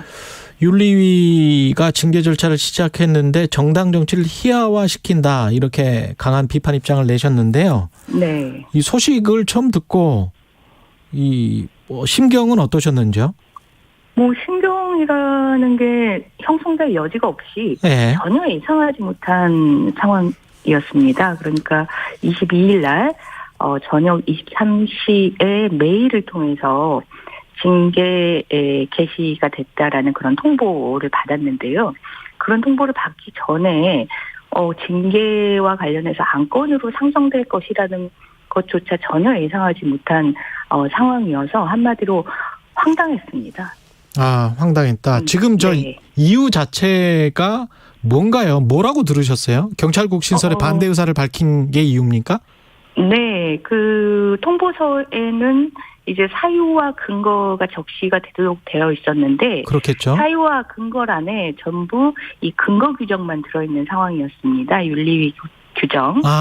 그래서 도대체 사유가 뭐냐라고 이제 당무감사 실무자에게 그날 저녁 늦은 시간에 통화를 해서 확인을 해봤더니 경찰국 신설에 반대하는 그런 주장 그리고 이상민 행안부 장관에 대해서 탄핵을 주장한 내용 이것이 주요 이유다 이렇게 설명을 했습니다. 그러니까 문서에는 그런 내용이 없고 전화로 네. 물어봤더니 이런 네. 이유였다. 경찰국 신설과 이상민 장관의 탄핵과 관련된 주장 때문에 그 징계 절차를 시작했다 이렇게 들으셨다는 거죠? 네, 맞습니다. 경찰국 신설과 이상민 장관 탄핵과 관련해서 뭐라고 하셨어요? 일단은 경찰국과 관련해서는 지금 현행 정부조직법 34조 예. 그 행안부 장관의 소관 업무에 치안 사무가 없음에도 불구하고 그러한 정부조직법 규정에 반해서 이상민 행안부 장관이 행안부 장관 소속하에 경찰국을 설치하고 주요 권한 중에 인사권을 행사해서 경찰을 장악하려는 이러한 움직임에 대해서 헌법에 위반되고 그리고 법률에 위반된다라는 그런 주장들을 했고요. 예. 위헌 위법의 권한을 행사한 이상민 행안부 장관은 헌법이 정한 이 탄핵소추의 사유에 해당이 된다라는 그런 주장을 했습니다. 법률가시기도 해서 어떤 그 논리를 가진 물론 이제 반대 의견을 가지신 의원들도 네. 당 내에서는 많으시겠지만 네. 이게 해당 행위에 해당될까요? 이거는 해당 행위와 관련해서는 그 해당 행위의 판단 주체가 누구냐, 판단 기준이 누구냐라고 했을 때 주체에 따라서 해당 행위의 해당한다라고 판단하는 사람들이 다 다를 겁니다. 판단이 다를 건데 명확하게 해당 행위인지 그리고 해당 행위의 기준에 해당하는지는 사실 국민의 인식에 비추어 봐서 그런 부분들이 그렇게 보여진다라는 그런 중요한 기준이 있는데요. 네. 이거는 그 윤리위가 판단할 만한 그런 징계 사유가 아닙니다. 징계 사유라고 한다는 거는 반윤리, 부도덕 같은 그러한 부분들에 대한 그 판단이고 이 경찰국 신설과 관련해서는 국회의원의 국회에서의 활동으로서 입법권을 행사하고 그리고 행정부를 견제하는 그런 본연의 역할에서 나오는 입장이고 이 입장에 대해서는 정책적으로는 찬성과 반대가 당연히 있을 수 있고 찬성과 반대가 있어야만이 보다 나은 대안들이 검토될 수 있다라는 측면에서 이것을 윤리위가 징계 사유로 삼는다는 것 자체는 국회의 존재 자체를 부정하는 그런 인식이라고밖에 볼 수 없는 사안입니다. 윤리위가 징계 절차를 시작을 했는데 아직까지 네. 지금 그동안 말씀하셨던 경찰국 신설위원이고 탄핵소추가 필요하다. 이 입장에는 변함이 없으십니까? 전혀 변함이 없고요. 정기국회 동안에 이와 관련된 부분들이 좀 더 국회에서 활발하게 논의이 돼야 된다라고 보고 있습니다. 윤리위가 그런데 왜 이걸 가지고 권은희 의원을 윤리위에 회부하려고 하는 걸까요? 개인적으로는 어떻게 판단을 하세요? 왜 이러는 건지? 지금 윤리위원회가 징계 사유가 아닌 것을 징계 사유라고 보고 정치적 배경이 있습니까? 네, 그런 부분들을 한 것에 대해서 구체적인 배경에 대해서는 지금 확인이 안 되고 있는데 예. 지금 권성동 그 대표가 본회의장에서 노출한 문자가 있지 않습니까? 예. 대통령으로부터 받은 문자, 내부 총질하던 당대표. 그러니까 대통령의 인식이 또한 원내대표의 인식이 당내의 다양한 의견에 대해서 내부 총질한다라는 그런 인식들이 있구나라는 부분들이 이게 노출이 되지 않았습니까? 예. 그렇기 때문에 윤리위원회가 당내의 다양한 의견에 대해서 이것을 해당 행위로 보고 이 부분을 불이익을 줘야겠다라는 그런 인식들을 자연스럽게 형성하게 된 거 아닌가 이렇게 보고 있습니다. 그러니까 대통령, 원내대표, 윤리위가 하나같이 대통령의 뜻을 받들고 있는 것 아닌가 뭐 이런 말씀이신. 네. 맞습니다. 예. 그러면 그 내부 총질이나 하던 당대표라고 했던 대통령의 인식에 관해서는 어떻게 생각하세요? 이준석 전 당대표가 내부 총질이나 했던 겁니까? 아니면 당내에서 비판 그리고 고칠 것은 고치면서 가자고 했던 겁니까?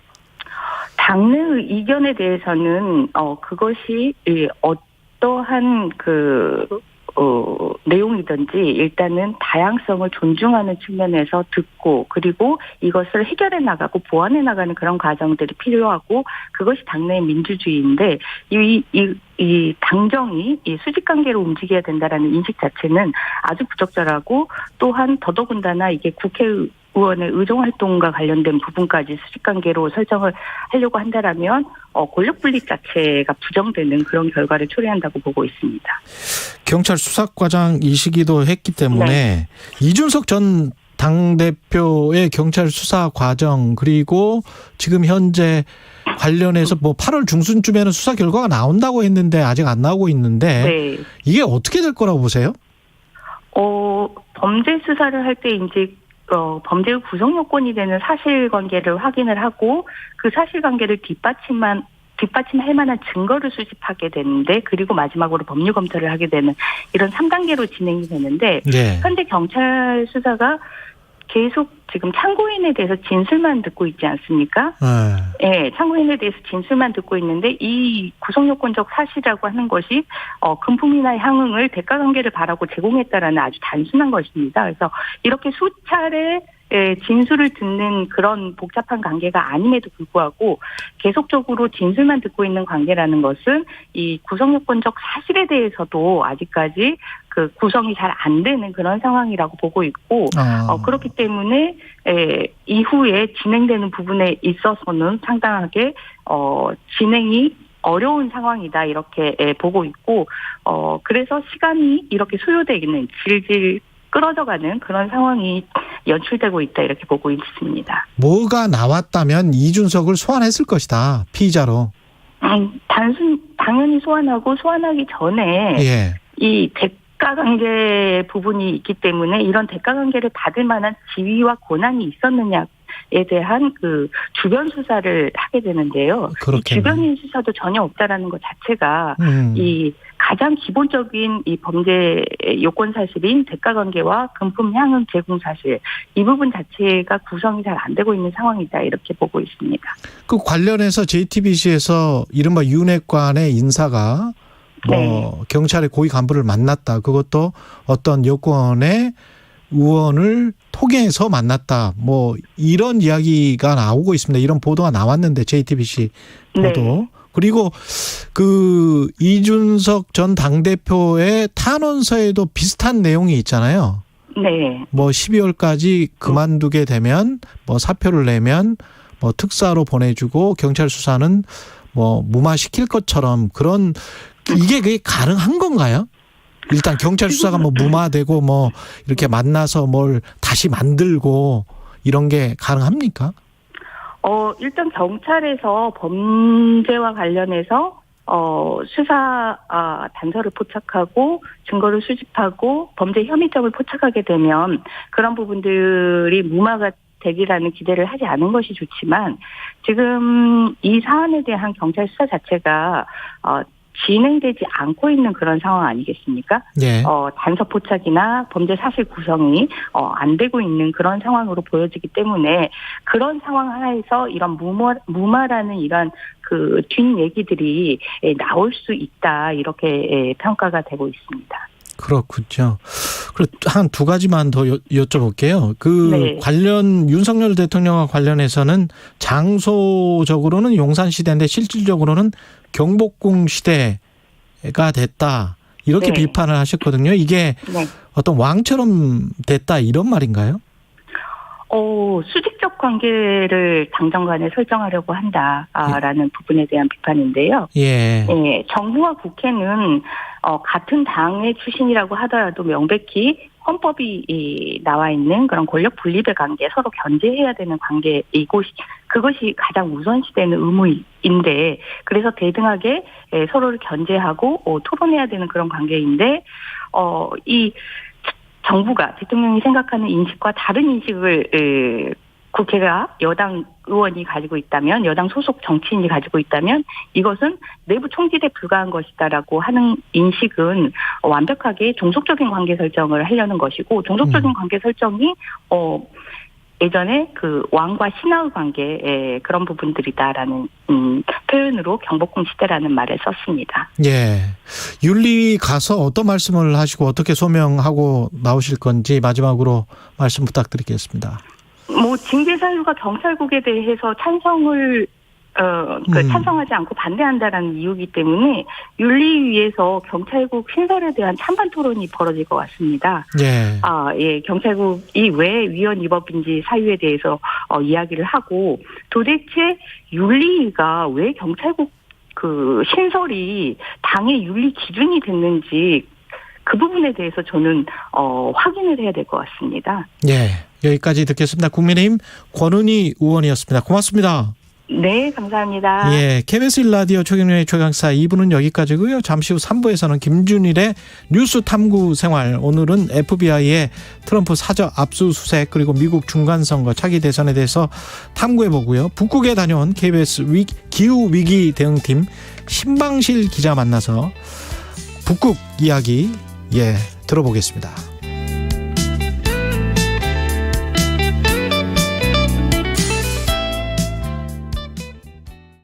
잠시 후 8시 반부터 일부 지역국에서는 해당 지역 방송을 보내드립니다.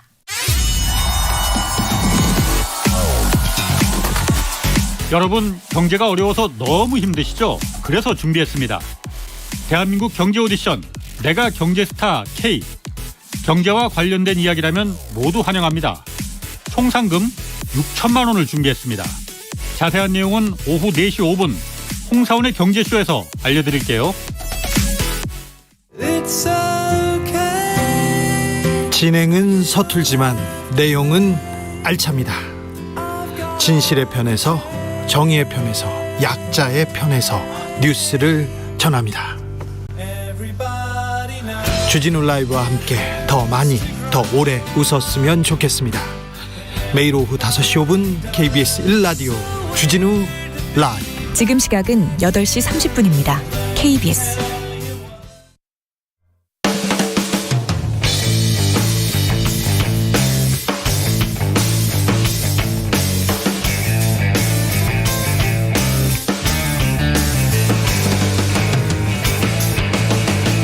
최경영의 최강 시사.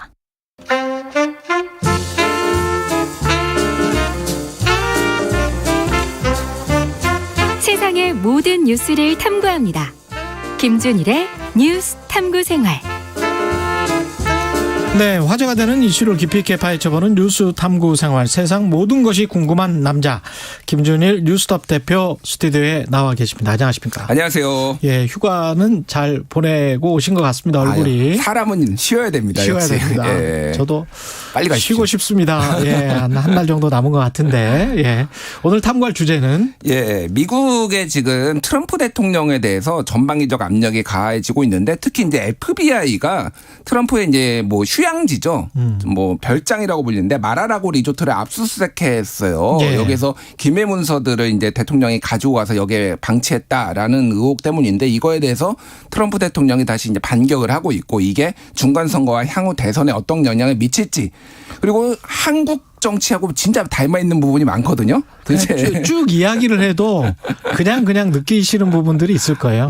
결이 다른 부분도 분명히 있지만 어떤 이거 비슷한 형국이네 이런 것들은 느끼실 수 있을 것 같습니다. 상황적으로도 비슷한 부분이 있고 인물적으로도 오버랩되는 부분이 있는데 조금 설명을 드리겠습니다. 일단은 히스토리를 좀 말씀을 드릴게요. 죄송합니다. 일단은 2020년 11월에 미국 대선이 벌어졌는데 트럼프 대통령이 대선 불복을 합니다. 앉았어. 이렇게 앉았어라고 한 다음에 대혼란에 빠졌는데 이제 마지막 관문이 1월 6일에 있었던 의회에서 이제 인준을 해주는 거예요. 대통령이 됐습니다. 그때 이제 의사당 그 지지자들이 의사당에 난입해가지고 난입 사건 난리 났잖아요. 그거와 관련해서 미국이 충격을 받았고 그 이후에 이제 미국 하원에서 이거를 특위를 만들어가지고 조사를 했는데 트럼프가 이미 이 사람들이 무장한 것을 알고 있음에도 불구하고 진격하라 이런 트위터를 남겨가지고 했다라는 거를 이제 밝혀냈어요. 그렇죠. 그래서 그 부분에 있어서 이제 지금도 이제 기소를 한 해 만에 이런 상황인데 이거와는 별도로 또 이제 트럼프의 문제가 뭐냐면은 기밀 문서를 다 갖고 나온 거예요. 국가 기밀 문서를. 그걸 말하라고 가져다 놔버리는 거죠. 가져다 나온 건데 이게 어느 정도냐면은 이 기밀 문서가 김정은 위원장하고 이제 러브레터라고 불렸던 친서 주고받았잖아요. 이거 다 들고 나와가지고 자기 별장에다가 전시를 해놓습니다. 전시를? 그러니까 뭐 이게 전시가 누구나 볼 수 있는 건 아니고 보면은 야 내가 이런 것도 했어라고 하면서 보여주고. 근데 이거는 다 남겨놔야 되고요. 그러니까 백악관에 있는 이제 국가 기록물 거기에다가 남겨놔야 되는데 이런 거를 가져온 게 한두 건이 아닌 거예요. 우리랑 똑같겠죠. 대통령 기록관실에 남겨둬야 될 텐데. 거기는 미국은 심지어 이런 메모까지 메모지 같은 거 쓰는 거 이런 것까지 다 남기게 돼 있어요. 그래서 사실 전직 대통령이 떠나면은 한 반년 전부터 이걸 어떻게 남겨서 어떻게 할지를 준비를 해야 되는데 그것도 트럼프는 다 분류해야 될 거고. 본인이 이길 줄 알았고 첫 번째 대선 불복하고 끝까지 저항하고 그러니까 이런 과정이었고 그냥 다 들고 나온 거예요 이렇게. 참 특이한 분이에요. 참 특이한 분이에요. 그래서 이거를 알고서 미국에서 1년 전부터 이거 반납해라 했는데 1년 동안 반납을 안 하고 찔끔 반납을 하니까 FBI가 칼을 빼들어가지고 대통령 별장을 압수수색하고 미국에서도 엄청 논란이 됐어요. 왜냐하면은 전직 대통령을 기소한 적도 없고 근데 지금 기소도 하려고 지금 하는 내용이 있다. 국토안보부에서 그 폭동 사건과 관련해서 그런데 또 전직 대통령을 압수수색하니까 한국은 이미 이런 것들을 많이 해봤는데 우리한테 좀 물어보지 어떻게 하는지 이런 게 막 논란이 되고 있는데 문제는 올해 9월에 트럼프가 대선 출마, 2024년 대선 출마를 선언할 지금 상황이었어요. 그렇죠. 그러니까 이거를 지금 대선 출마를 막기 위해서 하는 거 아니냐, 이제 이런 논란들이 공화당 쪽에서 지금 들고 일어난 그런 상황인 거죠. 트럼프가 지금 가만히 있지는 않고 사실은 미국의 모든 방송사와 신문사에 거의 뭐 한 달 이상 지금 계속 톱뉴스는 이건 것 같은데. 그러니까요. 지금 미국도 사상 초유의 우리도 지금 사상 초유의 일들을 굉장히 많이 겪고 있잖아요. 좀 우리는 최근에. 좀 이게 좀 일반적으로 느껴지는데 저는 이제 상황 자체가 뭐 근데 이제 미국은 처음이니까 좀 당황했을 거는 같아요. 그러니까요. 미국은 굉장히 당황했고 지금 그래서 연이에 트럼프는 원래 또 매체에 능숙하잖아요. 그렇죠. 본인이 쇼도 정치 쇼 같은 것도 진행을 하고 그러니까 나와가지고 이게 불법이다, 뭐 정치 탄압이다, 이거는 정치 수사다, 막 이런 얘기를 하고 있어요.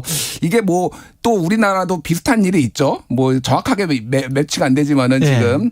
뭐 야당 정치인이 수사를 받고 정치 탄압이다 이제 주장하고 있는 뭐 그렇죠. 얼마나 유사성 있는지 모르겠으나 이런 상황입니다. 결은 많이 다른 사건이고. 결은 많이 다르지만 어쨌든 이거는 사실은 굉장히 큰 사건입니다. 방첩법 위반인데다가. 방첩법 위반이에요. 근데 이게 사법방해. 지금 미국에서 얼마나 심각한 얘기냐면은 지금 트럼프가 가져오고 나온 게 어디까지인지는 아직 FBI에서 확인을 안 해줬는데 지금 핵무기 제조법도 들고 나왔다. 이런 보도가 나왔어요.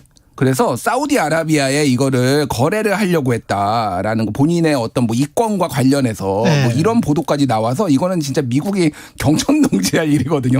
핵무기지 뭐 이런 것까지. 근데 차라리 뭐 당신들이 압수수색해 간 거를 또 다 저 사람들에게 공개해라. 트럼프는 이렇게 지금 나오고 있더라고요. 그러니까요. 그러니까 다 공개해라. 약간 적반하장격이기도 한데 지금 이게 끝난 게 아닌 게 그 당시에 이제 거기에 그 CCTV도 압수수색을 했어요. 거기 그 집 앞 마라라고 안에 있는. 근데 지금 FBI가 깜짝 놀랐다. 경천동지할 일이다라는 입장을 밝혔어요. 그 CCTV에서 여기에 대통령 기록물을 보려고 들락날락했던 사람들까지 있는 거예요. 그러니까 그거를 밝힌 건 아닌데 그럼 누가 와가지고 이거를 보고 누가 들고 나갔는지 이런 것까지 지금 다 수사 대상에 지금 FBI가 올리려고 하는 거예요. 그러니까. 큰일 났네 그건 진짜. 그러니까요. 이거 그러니까 막 이게 공적인 개념이 없이 막 이거를 남한테 보여주고 막 이런 게 한두 명이 본 게 아니라는 거예요. 잘못하면 국가기밀 누설이 되네요. 그렇죠. 뭐 지금 거의 유력한 상황인데 이게 재밌는 게 뭐냐면 이걸 도대체 그러면 누가 이거를 여기에 이런 게 있다라고 알려줬느냐라고 한 거에 대해서 지금 미국 언론에서 유력하게 나오는 게 그 사위 트럼프 사위가 제러드 쿠시너라는 그렇죠, 사위가 쿠시너. 이거를 그 FBI에 이실직고 했을 가능성이 높다라는 언론 보도도 나왔어요. 왜냐하면은 이거가 워낙 중요한 사건이니까 이것도 가족들까지 다 연루돼 있거든요. 그럼 다 그러니까 한마디로 얘기하면 플리바기닝. 너는 재해줄게 그래서 쿠시너는 아버지가 감옥에 가는 거를 봤어요. 예전에 유명한 변호사인데 감옥의 무서움을 아는 거지. 트럼프는 아버지 가지고 몰라. 그러니까 그래서 정확하게 어디에 뭐가 있는지를 FBI가 정확하게 치고 들어갔대요. 이거를. 그러니까 이거는 가족들 아주 가까운 사람들이 어디에 저장돼 있는 거를 다 FBI에 이제 알려줬다라고 이제 그런 상황이. 그래서 이건 거의 한편의 미드 정치 드라마 같은 지금 그런 상황으로 지금 흘러가고 있어요. 와, 하우스 오브 카드 뭐 이런 식이네요. 근데 그럼에도 불구하고 이 트럼프가 그 쉽지는 않을 것 같아요. 왜냐면은 워낙 이분이 잡음이 많았잖아요. 성폭력, 스캔들 입막음용, 합의금 지급.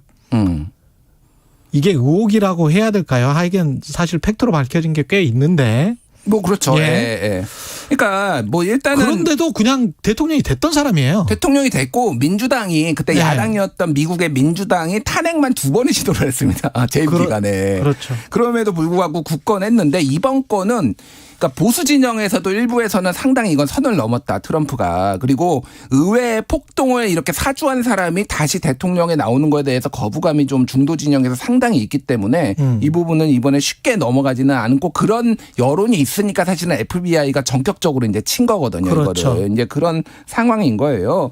그래서 지금 이제 이 법무장관 메릭 갈런드라는 법무장관을 주목할 필요가 있어요. 그러니까 미국은 법무장관이 이 검찰총장까지 역할까지 같이 합니다. 그리고 산하에 법무부 산하에 FBI도 있어요. 그러니까. 그렇더라고요. 그래서 이게 이거를 다 같이 할 수 있는데 원래 판사 출신이에요. 근데 이 사람이 예전에 이를테면 95년 오클라호마 주청사 폭탄 테러 사건 그리고 유나바머 사건이라고 있었죠. 진짜 옛날 사건이네요. 옛날 사건들 이런 거 같은 사람 거를 다 수사를 했던 사람이라서 굉장히 엄격하고 그러니까 칼같이 한다. 그래서 독사 같은 사람이다라는 평가도 있어요. 그러니까 이런 부분에 있어서 그래서 정말로 갈런드와 트럼프가 제대로 붙었다. 미국 언론에서 뭐 이런 얘기가 나오고 있죠. 이게 정치권에 미칠 파장이 굉장히 클 것 같은 게 여전히 트럼프가 그 상당히 인기가 있거든요. 그리고 그 인기 덕에 지금 중간 선거에 영향을 분명히 미치고 있단 말이죠. 그러니까 지금 미국은 트럼프냐 반트럼프냐 공화당 내에서 공화당 내에서도 예, 공화당 내에서 근데 트럼프가 지지하는 후보들이 있잖아요. 네. 그러니까 약간 우파 포퓰리즘, 약간 대안 우파라고 불리는데 이런 사람들이 당내 경선에서 다 이기고 있습니다. 상원 의원 8명 중에 7명이 트럼프가 지지한 사람이 이겼어요. 그리고 대표적인 반트럼프 진영인 리즈 체니 전 하원 의원 같은 경우에는 트럼프가 지지한 사람한테 패배했어요. 다 이게 지금 공화당입니다. 다 공화당의 내부 경선 그러니까 지금. 그러니까 올해 11월에 이제 그러니까 실제 선거가 그렇죠. 있는 거고. 그러니까 이게 뭐 정확한 비유는 아닌데 이를테면은 민주당에서 지금 친명 후보들이 이재명 후보가 지지한 후보들이 지금 굉장히 득세를 하는 것과 저는 비슷한 그 맥락이 있다라고 봐요. 그러니까 이게 그 굉장히 어떤 특정 정치인의 쏠림 현상 이런 것들이 분명히 있는데 이 부분에 있어서는 상당히 이제 조금 공화당 내에서도 우려의 목소리가 나오는 건 사실이죠. 그러니까. 확 뭐 결이 완전히 같은 그런 상황은 아닙니다. 예. 그 트럼프에 관해서 사실 공화당 내부에서는 마크 펜스처럼 같이 부통령했던 사람도 지금 완전히 반대파로 돌아선 상황 아닙니까? 그렇죠. 부통령한테 그때 이거 대통령 선거 끝난 이후에 이거 인준하지 마라. 대선 불복해라라고 했는데 본인이 거부했거든요. 펜스 부통령은. 그래서 그런 부분에 있어서는 확실히 이제 의회주의자와 이런 포퓰리스트하고 상당히 지금 공화당도 양분돼 있다라고 이제 보시면 될 것 같고. 맞아요. 국민들 여론을 보면은 국민의 미국 MBC에서 여론조사를 했는데 응답자의 57%가 부정 의혹 수사 계속 지속해야. 그래서 40%는 수사 중단해야. 그래서 중도층은 상당수가 어쨌든 이 부분에 있어서 수사를 계속해야 된다라고 지금 뭐 보고 있는 상황이고. 40%가 수사 중단해야. 그러니까 이거 정치 탄압이라는 프레임이 이제 먹히고 있는 거죠. 그러니까 그 이렇게 큰 사건임에도 불구하고. 이렇게 큰 사건에 불구하고.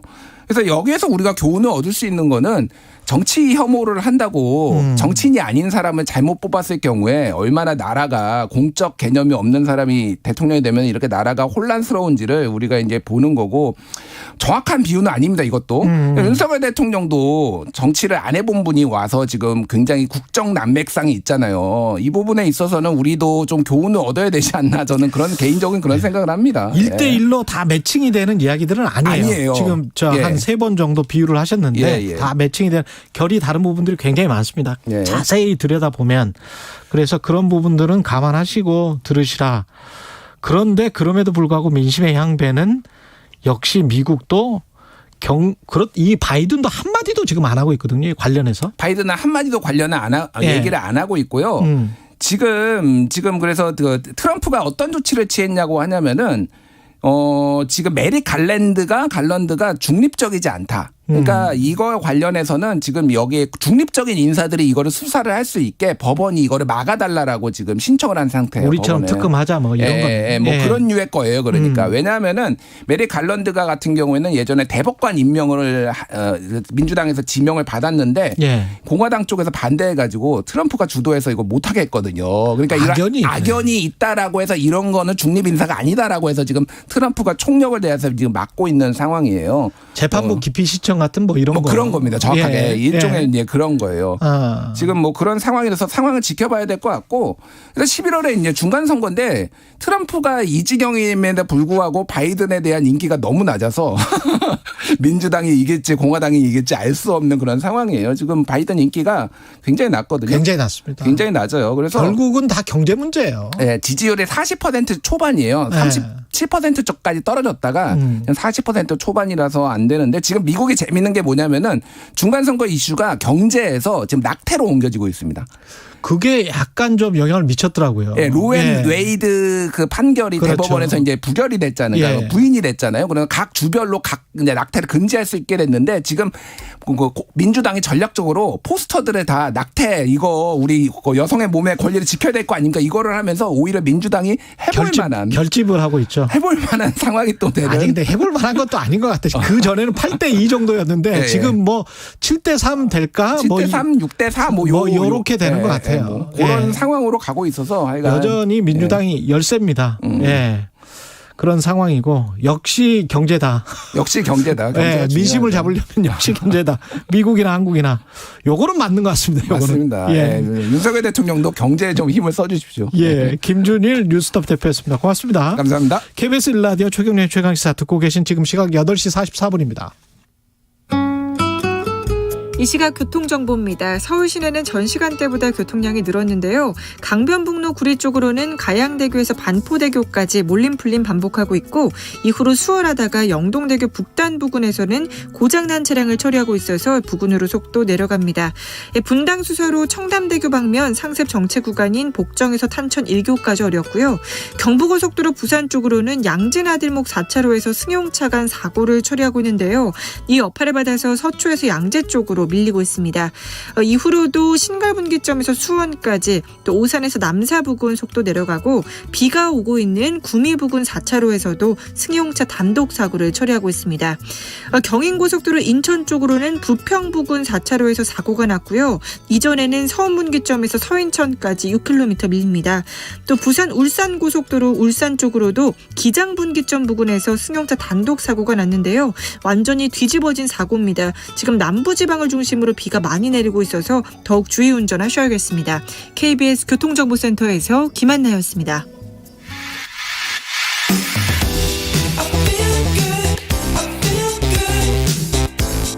세상에 이익이 되는 방송 최경영의 최강시사. 네, 올 여름 유럽이 40도가 넘는 최악의 폭염에 시름했고 미국은 아주 가뭄이 심했다가 지금은 뭐 폭우가 와서 굉장히 큰 피해를 입었고 한국도 마찬가지입니다. 기록적인 폭우로 큰 피해를 입었습니다. 정말 전 세계적으로 나타나고 있는 이상기후 이게 한두 해가 아닌데 북극도 예외가 아니라고 합니다. 직접 북극을 다녀온 KBS 신방실 기상 전문 기자 나와 있습니다. 안녕하십니까? 안녕하세요. 예. 24시간 만에 북극을 갔다 오셨어요? 네네. 정말 비행 시간이 노르웨이 오슬로에서 또 비행기를 타고 스발바르 제도로 들어가고 여기에서 과학 기지촌이 있는 리알슨까지 또 경비행기를 타고 가야 해서 비행기 타는 시간만 24시간? 비행기 타는 시간만 거의 24시간 동안이고 이틀이 걸렸습니다. 가는 데만 이틀 또 올 때도 이틀. 네. 그래서 이제 며칠 동안 있었던 거예요, 거기서? 그래서 거기 총 출장 기간은 한 2주 정도고. 2주 정도? 네. 취재는 한 열흘 정도 정말 밤낮 없이. 지금이 백야 기간이라 해가 안 져요. 24시간 밝아요. 북극은 날씨가 지금 어떤 날씨인가요? 지금 날씨는 이제 우리나라 가을 날씨 정도여서 기온이 한 영상 10도 안팎이었습니다. 저희가 갔을 때. 살만하네. 네, 평균 기온이. 네. 영상 10도면. 네, 그러니까 선선하고 네. 또 흐리거나 했을 때는 좀 바람이 많이 불거나 좀 추운 정도? 그 정도여서 그 정도 날씨는 굉장히 좋았던 것 같아요. 근데 원래 이맘때 그랬던 겁니까? 아니면 날씨가 따뜻해진 겁니까? 북극이? 네, 근데 저희가 이제 더 추울 줄 알고 두꺼운 그런 방한복 같은 것도 많이 챙겨갔는데 생각보다 너무 안 추운 거예요. 그 정도보다는. 네, 그래서 두꺼운 옷을 거의 꺼내지도 않고 그냥 내피 약간 후리스 자켓 같은 그런 내피만 입고 많이 다녔던 것 같아요. 그럼 북극에 모기도 있습니까? 북극에 원래 저희가 갔던 지역은 한 북위 78도, 79도 이 정도여서 지구 최북단 지역이에요. 사람이 살 수 있는 스발바르 제도는.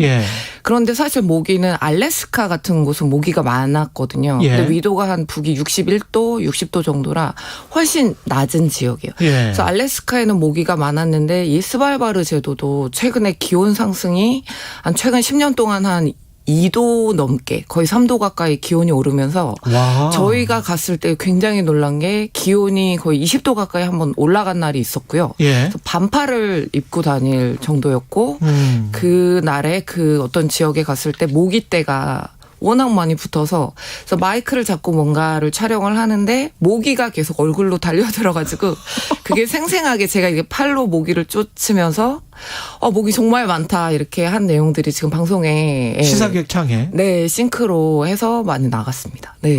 생생하겠습니다. 고장난 심장 북극의 경고. 네네. 시사기획창 제목인데 고장난 심장 북극의 경고. 그 지구의 심장인 거죠? 네네, 그렇습니다. 북극 같은 경우 지구의 기후를 조절하는 심장으로 불리거든요. 왜냐면 극지 북극 같은 경우 우리 뭐 이런 중위도권과 다르게 눈과 얼음이 많이 덮여 있잖아요. 근데 눈이나 얼음은 햇빛의 거의 90% 정도를 반사해서 지구를 시원하게 해주는 어떤 냉각장치 예. 역할을 해왔습니다. 적도는 굉장히 뜨겁고 북극은 굉장히 차갑고 그래서 공기의 순환이 이렇게 이루어지고 바람이 여기서 대류가 일어나고 해서 돌았는데 북극이 아주 급격하게 뜨거워지면서 이 얼음들이 다 녹아버리는 거죠. 눈과 얼음이 바다에 있는 해빙이 녹고 육지에 있는 빙하가 녹고 예. 이렇게 하면서 더 많은 햇빛이 들어와서 기온이 상승하고 이게 또 영구 동토가 녹고 이런 현상들이 동시다발적으로 일어나면서 북극의 기온 상승이 어떤 전 지구의 어떤 공기의 순환을 약하게 만들고 그렇게 되는 거구나. 네, 또 해류의 순환이 북극에서 시작되는 차가운 바닷물이 가라앉아서 전 지구를 한 바퀴 도는 그 대양 대순환이라는 해류의 흐름이 있거든요. 이것도 약해지는 거예요. 북극에서 얼음 녹은 민물이 많이 바다로 녹아들면서 민물이죠, 이 물이 그거는. 네, 뜨거워지고 짠물이어야지 잘 가라앉는데 그렇죠. 맹물이 되면서 이게 가라앉지 않게 된 거죠. 그래서 해류의 순환도 약해지고 그리고 여기에서 또 영구 동토가 얼어있던 땅이 또 녹으면서 여기에서 탄소나 메탄이 방출되면서 또 지구의 기온을 높이고. 영구 동토가 녹으면 메탄이 발생을 합니까? 네, 그 안에 정말 많은 유기물들이 과거에 뭐 매머드나 이런 것들이 가끔 시베리아나 이런 데서 뭐 썩지 않은 채 발견됐다 이런 뉴스들이 막 그렇죠. 있잖아요. 슬록의 사체. 근데 이런 게 원래 영원하게 얼음으로 얼어있던 지역인데 여기까지 지금 녹고 있기 때문에 유기물에서 나오는 게 어떤 메탄가스. 예. 그럼 뭐 농사 짓거나 할 때 그런 볏짚이나 이런 거 쌓아놓으면 그렇죠. 거기에서 방출이 되거든요. 그래서 탄소와 메탄가스들이 방출이 돼서 전 지구의 지금 온난화를 가속화시킬 시한폭탄으로 불리고 있습니다. 그러니까 북극이 정말 중요한 역할이죠. 기후를 조절하고 앞으로의 기후가 어떻게 될지 보여주는 역할을 한다 이렇게 보면 되겠습니다. 그러니까 지구 온난화를 가속화시키는 걸 직접 보고 온 거네요. 네네. 근데 지금 아까 그 바이러스 같은 경우도 걱정이 될 것 같습니다. 네, 왜냐하면 맞습니다. 그 동토층에 있는 고대 바이러스 같은 게 네. 활성화돼서 네.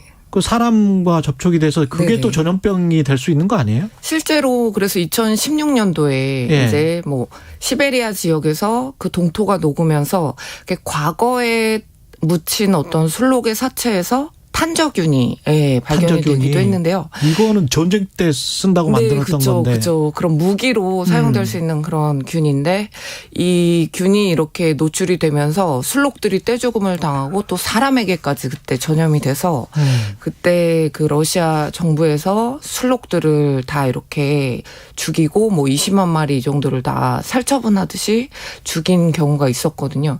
근데 어떤 바이러스가 나올지 모른다는 점이 그렇죠. 굉장히 불확실성이 위협이 될 것 같습니다. 미지의 바이러스가 깨어날 수가 있고 우리가 지금 그 코로나19라는 팬데믹을 이렇게 겪으면서 우리가 잘 알지 못하는 바이러스가 이제 인간에게 올 수 있다. 이게 또 우리의 생존을 위협하는 굉장한 변수라고 할 수가 있을 것 같아요. 가서 빙하는 봤어요. 빙하가 네네. 아직 남아 있는 거는 맞죠? 네, 그래서 네. 스발바르 같은 경우는 과거에 만들어진 어떤 피오르 빙하가 많이 있는데 과거에 이제 뭐 빙하기 때 그 빙하들이 눈이 굴러 떨어지고 하면서 만든 어떤 굉장히 복잡한 해안선에 이제 빙하들이 많이 있는데 저희가 보트를 타고 이제 빙하 탐사를 한 2군데 정도 갔는데 빙하가 굉장히 많이 후퇴하고 또 녹아 있고 또 빙하 표면에 갔더니 빙하들이 녹은 물들이 막 폭포처럼 저희가 무슨 유명한 제주도에 있는 그런 뭐 천지연 폭포나 그런 것처럼 폭포처럼 정말 거대하게 쏟아지고 있는 거예요. 저희가 가서 뭐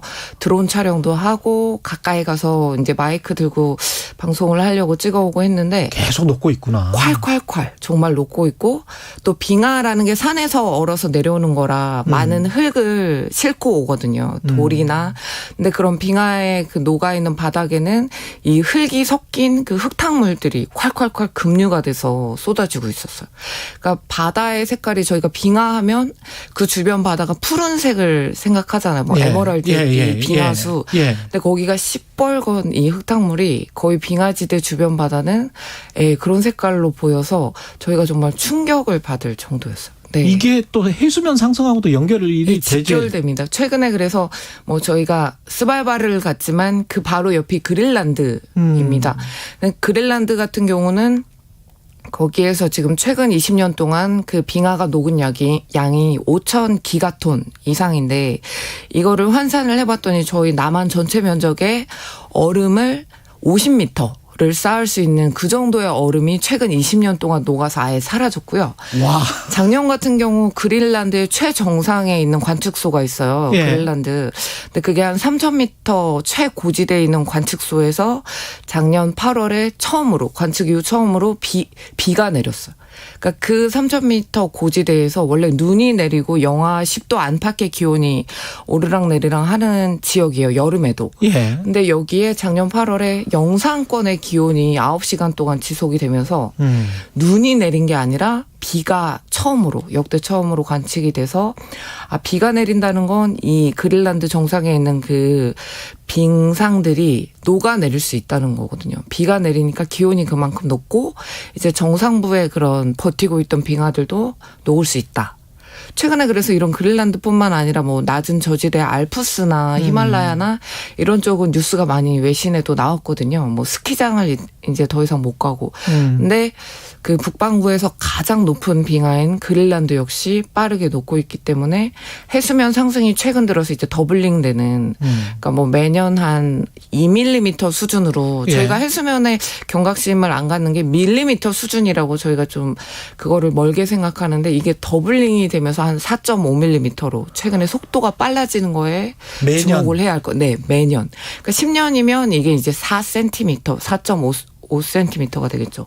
밀리미터로 4mm 넘게 매년 늘어나니까. 우리나라 연안이나 섬들이나 네네. 이쪽도 쉽지 않겠네요. 네, 저희도 나중에 되면. 그래서 시뮬레이션 하면 2030년에 부산, 인천 이런 해안지대가 침수 피해를 크게 입고 2030년에 국토의 5%가 침수가 되고 피해 인구가 330만 명이 넘을 것이다.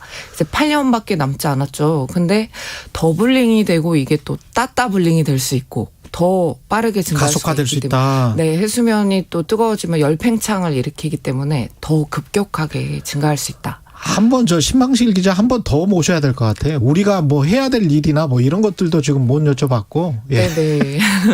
시간이 네. 다 돼서 끝내겠습니다. 오늘은. 예. KBS 신방실 기상 전문 기자였습니다. 고장난 심장 북극의 경고 시사기획창 다시 한번 봐주시면 좋겠습니다. 예. 여기서 끝나겠습니다. 고맙습니다. 감사합니다. 코로나19가 면역 감소와 새로운 변이 확산으로 다시 증가하고 있습니다.